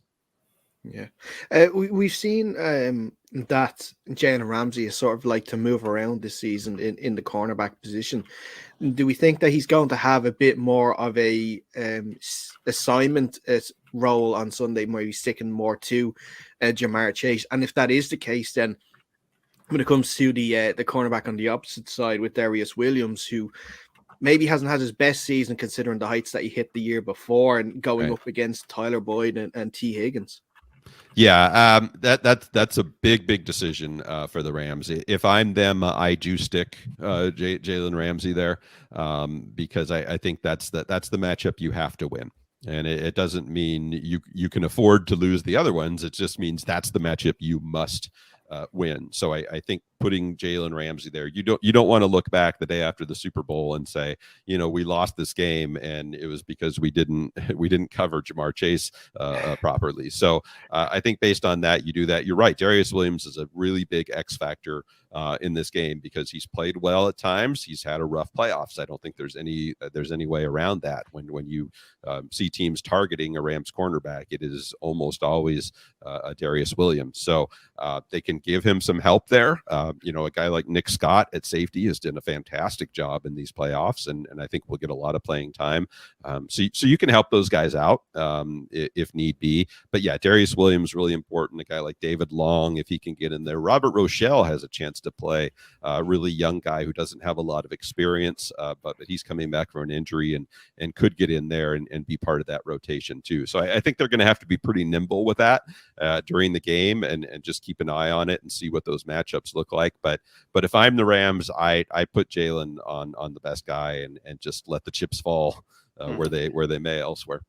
I swear to God, sorry, Fiona, I just got to say, I swear to God, if we get a busted coverage, Cooper Kupp opening somewhere in the end, or Jamar Chase busted coverage and it's just a walk-in touchdown, I will be fuming. Well, that's the thing, right? That's what I'm saying. You don't want to get to Monday and then look back and say that's what cost you the game. Imagine how, some of these teams have felt. How in the world did we let Cooper Kupp get open? It's going to be in your head the entire offseason. So, that's one thing you want to eliminate if you can. How do you think Sean McVay is going to strike the balance in this game? Is he going to come out? We know how creative he is on offense. I imagine we're going to see some new plays that probably haven't been brought out during the season. But do you expect the Rams to play their own game and force the Bengals to react to them? Or do you think there's a game plan in place that's going to be, of course, they're going to have to take into account the weapons the Bengals have, but more tailored away from what the Rams do well, or try and neutralize what the Bengals do well? Yeah, Cincinnati's defense has done a great job in these playoffs. They've faced some very different. I mean, they went from playing Tennessee, which wanted to run the ball down their throats, to playing Kansas City, which just wanted to throw it everywhere. And they've tailored their defense to do well against both of those things. I think the Rams would do well to learn from what the Bengals tried to do against the Chiefs and did very effectively. They were dropping back and saying, "All right, Patrick Mahomes, you want to make these throws? Go ahead. You're going to be thrown into a lot of coverage here." And the Chiefs never really adjusted. I think they only ran the ball about 15 times in that game, and I think they passed almost 40 times. They fell right into the Bengals' hands. They did exactly what they wanted them to do, which was not run the ball and try to throw. And they were thrown into a lot of coverage, and the Bengals were still able to get some pressure with Hendrickson and some of these other guys. I'm answering the question by means of that, to say that I think the Rams need to make sure that they have some balance. They need to make sure that they are running the ball, that they're not just allowing the Bengals to drop back and try to confuse Matthew Stafford or double some of these guys, Cooper Kupp or whoever it may be. When the Rams offense has been working at its best, especially in the playoffs, you've seen that balance. You've seen them. It doesn't mean run the ball 40 times. Like that's not what I'm saying either. But making sure that teams respect that, setting up play action passes. It's not always going to be pretty. The Rams run game is not always a pretty thing to watch, but it's a means to an end. And I think when you've seen them have the most success, it's when they've had that balance. Rich, is there any players that you are going to keep an eye on, maybe that need to have an impact game for this to be like to change the game for their team? Yeah, one on each side of the ball. I would say Odell Beckham is a big one. We just talked about Cooper Kupp and Cincinnati. That's the one thing that they're going to want to do, right? We're not going to get beat by Cooper Kupp, but that's going to present some opportunities for Odell, and he's been able to take advantage of them very well over the second half of the season. So I think he'll be important. On the other side of the ball, I would look at Von Miller. He came in and quite frankly, I didn't know what he would have left or exactly what he would be able to contribute, but he seems to taking it up another notch even in the playoffs. And when you compare him outside of Aaron Donald and he can get that pressure, that makes the Rams so difficult to stop. And that's the one thing they've been trying here is it's great to have Aaron Donald and he can beat double teams and he can do a lot of stuff. But when you can bring that pressure from the outside also and pair it with that inside pass rush, that's really what makes it effective. So I would say Von Miller, not only for himself, but for what he can bring out of Aaron Donald, I think is very important. Excellent. Then I guess finally, who's going to win? Yeah, it's I just spent like 15 minutes last night looking at the Bengals defense and a breakdown, and it started to make me think like, gosh, you know what? I think they've got a real chance here. Like they've just been so, you look at that defense and they don't have a lot of stars on that defense, but they've played so well in their roles. What I will go back to is I think the Rams are a better team here. And when they've had trouble in the playoffs, it's when they've gotten in their own way. It's making those mistakes, turnovers, fumbles, missed tackles on defense. You really look back on it, these three playoff games that they've played, and said they really didn't get out schemed in any of them. When they ran into trouble, it was largely of their own doing. So if they can avoid that in the Super Bowl, and it's not going to be easy to do, I do think the Rams win this game. I don't think it'll be a blowout. I've seen a lot of people say, oh, it's going to be Rams by 14 or 17. I really don't see that happening, and not the way the Bengals have played, not the resilience that they've shown, even when they've gotten down early. And also knowing that the Rams have had trouble holding some of these leads that they've had. So even if it's 10-0 early in the game, it's not going to be over. So for all those reasons, I do think narrow Rams, and I think I said when you asked me earlier, I said low 20s. So I would say somewhere around 24-21, somewhere in that range feels about right to me. Yeah, perfect. Listen, Rich, thanks so much for everything this season. We really appreciate the time that you've given us talking about the Rams football. I hope you enjoy the game on Sunday. I'm sure with work you probably won't be able to enjoy it as much as you can. But again, thank you so much for everything this year. Oh, my pleasure, guys. We'll say hello to Eric Weddle for you too, also. Ask him if he remembers me. All right, guys. Thanks for having me. Thanks, Rich. Enjoy, Rich.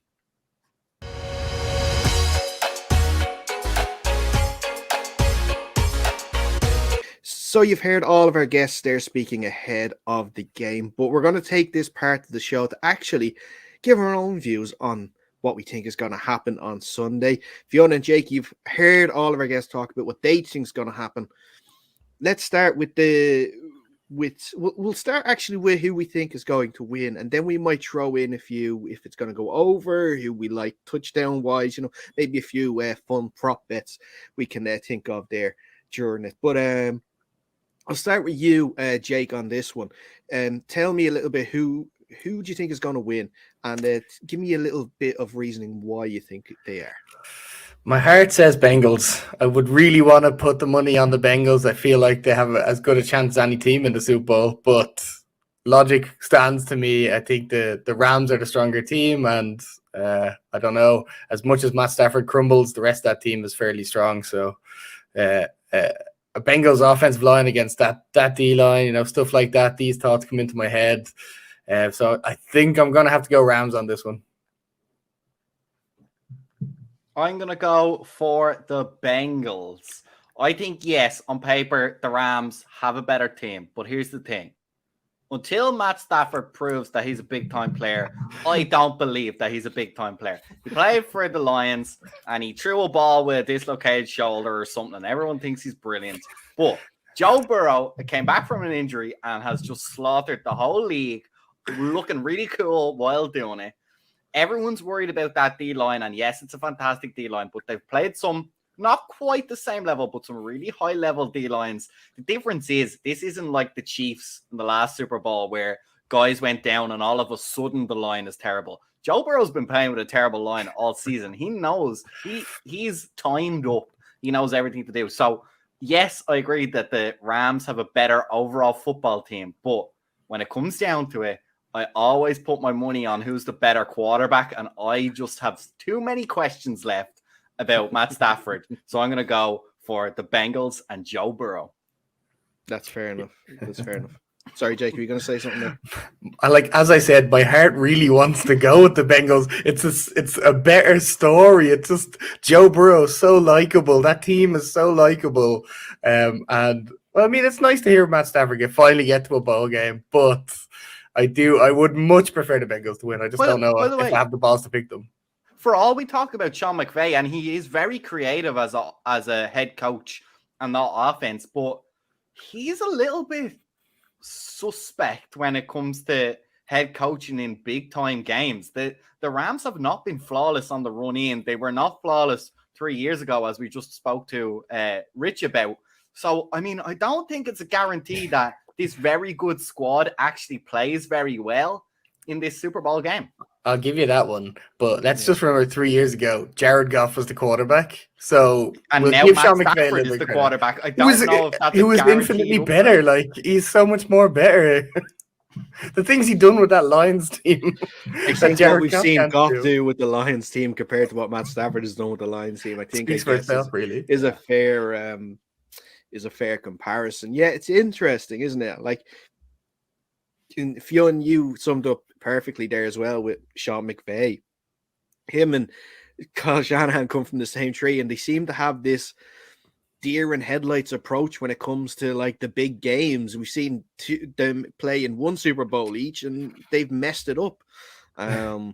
I think he's got a photographic memory, so he remembers every play he made a balls of since he started coaching. Does he remember almost dropping to his knees and just like hailing Bill Belichick when they first like shook hands like on that Super Bowl? I remember I think it was the mic'd up session of it that they did. You watch it afterwards, and McVay has the mic, and it's like, "Hey, Mr. Belichick, oh, it's a great play, get you, Mr. Belichick," and you know. But look, and he's not going against Mr. Belichick. He's going against like one of his ex-coaches and Zach Taylor, so which is going to be interesting. You know, it's crazy, this situation, because it's the Cinderella story of the Bengals, you know, the team that nobody expected them, you know, the ugly sister that no one expected to actually make it to the ball. But they found the fairy godmother in Joe Burrow that like made them all pretty, and now he's going to the Super Bowl against this. You know, what can you say? Like the monsters, you could say, of the NFL, all these stars on the Rams team. You think they should demolish this Bengals team, but it's the Super Bowl. It's a one-off game. You never know what's going to happen. As they say, any given Sunday there. Here's the thing: if Cup is struggling getting double covered, and Stafford is getting harried and throws the ball early, maybe to the tight ends. Maybe to who's their third receiver? Van Jefferson, isn't it? Yeah. And then OBJ's not getting the ball, and he starts getting a bit cranky, and he starts talking to people on the sideline. I mean, I can see it falling apart real quick. Darren, the Dad Space releases Jam a video at halftime about how many times he was open in the first half. Darren, the Space Jam reference, I think, is the best way to describe this game, isn't it? Really, that's it's like the Monsters are the Rams against the Looney made-up Tunes, team, the Looney Tunes team, and like yeah. Michael Jordan, which is, I guess, Joe Burrow. Was Joe Burrow the Michael Jordan? 100%. Yeah. Jamar maybe. Jamar probably more suits Michael Jordan. He's more athletic than Joe Burrow. That's for fucking sure. But the interesting thing you mentioned there about like Stafford getting hurried, and the Bengals defensive line are no slouch as well. You know, all the plaudits go towards the Rams, and obviously rightly so, with the likes of Aaron Donald and Von Miller. But you know, Trey Hendrickson has had a fantastic year. Sam Hubbard's had a fantastic year. Was it BJ Hill has had a really good. DJ Reader is there kicking around as well. You know, that is a really good offensive line. And, you know, a 40-year-old Andrew Whitworth going up against a Trey Hendrickson, who has just been pushing people aside all year, is definitely something to look out for. And I would trust Joe Burrow having to throw the ball, getting hurried, more than I would Matt Stafford, because like you said, Fionn, Joe Burrow has been getting hurried all season long. So he's used to only having like 1.5 seconds to throw a football, where Matt Stafford's getting used to throwing it all day, and he's still sort of throwing picks at that too. So, you know, I want to go for the Cinderella story, and I think I'm going to go for the Cinderella story. I want we spoke to the Tadhg Leader earlier on, that he's obviously rooting for the kickers, and he's rooting for Evan McPherson because he was actually drafted, you know. So yeah, Evan McPherson walk-off field goal in the last it would be nice, 3 seconds of the game. And then he does the gritty. So that would, like, everybody wins. To do the gritty. He told Nickelodeon he would do. No, he'd learn to do the gritty if they made the Super Bowl. So now he has to show it off if they win. Well, you wouldn't do it unless you won. That'd be bad. Yeah, true. But yeah, I think I'm gonna go with the Bengals. That, like, I had the score in my head of 24-21 before Rich went with it. Hey, but I went 24-21 Bengals. Right, because I'm going with the under. I said it earlier on. I want to go with the under. I think we will see with that. What do you think about the points? Where I think it's like around 49.5 at the moment. You going with the under or the overs in this game? I was thinking over. I wanted to go over, but everybody seems to be going under. So I don't know. I don't even go ahead, Fionn. You got to wait then to the last second when the money's the best on the over, and then put your money down. Yeah. So I can't remember who we were talking to who had said that you might tease it. So you change the handicap on the Bengals, give them an extra couple of points, and you also add probably 5-6 points on the total. And that was Chris. Double that up, Chris. Yeah, double that up. You might get a decent double out of that. It's not a bad show. It isn't a bad show at all. What are you thinking about? Like safe bets for not safe bets, because there's no safe bets when it comes to this game, but. Like, I looked at trying to see which receiver could go for over 100 yards. You know, the obvious ones are there, but I kind of like Tyler Boyd in this game. Yeah, I like Tyler Boyd. I think he probably is more likely to get over higher yards than Jamar Chase in this game. My guess is if he gets 100 yards, he'll do it in the first half, I'd say, and that'll loosen up the Rams coverage, and then Jamar Chase is going to get involved. I feel like they're going to do what they did earlier in the playoffs, where they know the other team's going to double Jamar Chase, and Burrow's just not even going to look that way. He's going to feed the other two really, really good receivers, I have to say, especially across the middle, two big, tall guys, and really work that kind of body blows, I guess you could say, until the coverage is forced to soften up on Jamar Chase. I could see that happening. Here's what I think would be a good one. A touchdown from Joe Burrow. I think I could see that happening because we know he's a weak offensive line. So maybe they have like a little game plan where it's like maybe a fake screen. They open up and then he just legs it in. No problem. Something like that. I can see him running, getting the over certainly on the rushing yards, but I think he could do a touchdown too. Maybe that's actually not a bad show. Not a bad show. He showed in the AFC Championship game he has no problem running.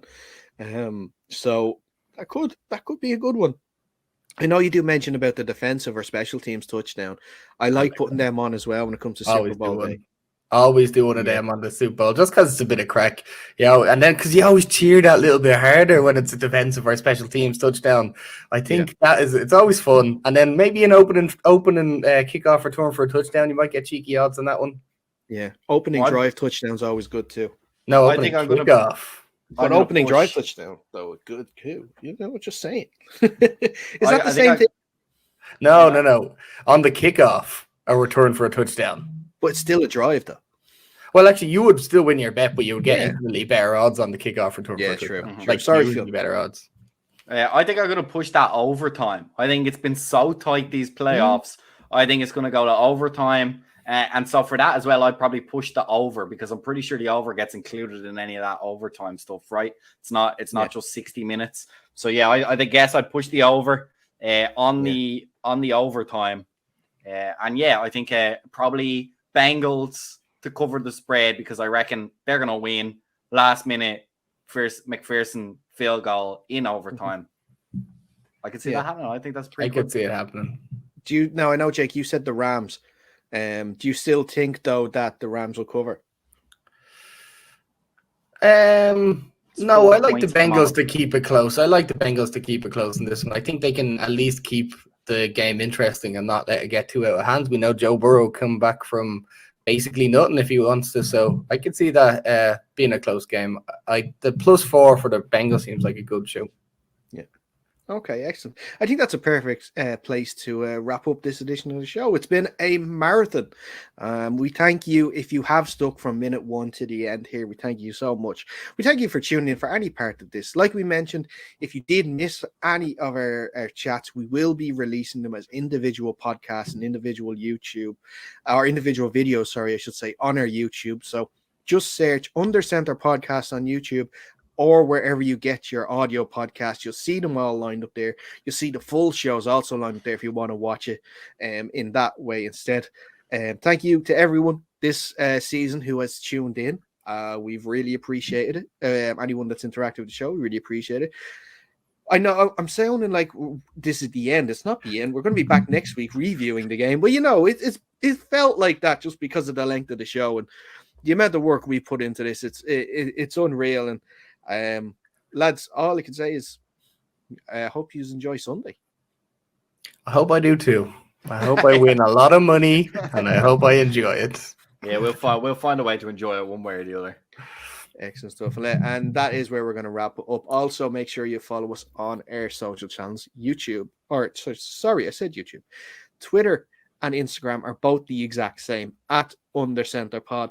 Get following on there because it's good crack to follow us on Twitter, especially. We like a bit of we like to talk a bit shy about various things and team names and quarterbacks falling off cliffs and just the Giants then in general. So well, yeah, you shit on the Giants all you like. That's okay. That's fine. I foresee a lot of shitting on Russell Wilson, so I'm hoping that comes up. I think I might stay quiet if he does go to the Commanders. We'll see. We'll see. It might change. You can have him back. I'm telling you now. I will not be singing his praises. Give us Chase Young and all your future first round picks, and yeah, we'll talk. That's what I mean. Like, what are we going to give up to get him? We can talk about that in the off season if it does happen for sure. But like I said, that's where we're going to wrap up this edition of the show. Wherever you go to watch the game on Sunday, we hope you enjoy it with plenty of snacks and plenty of beverages there too, whichever way you like to view the game. But until next week, stay safe and we'll see you soon.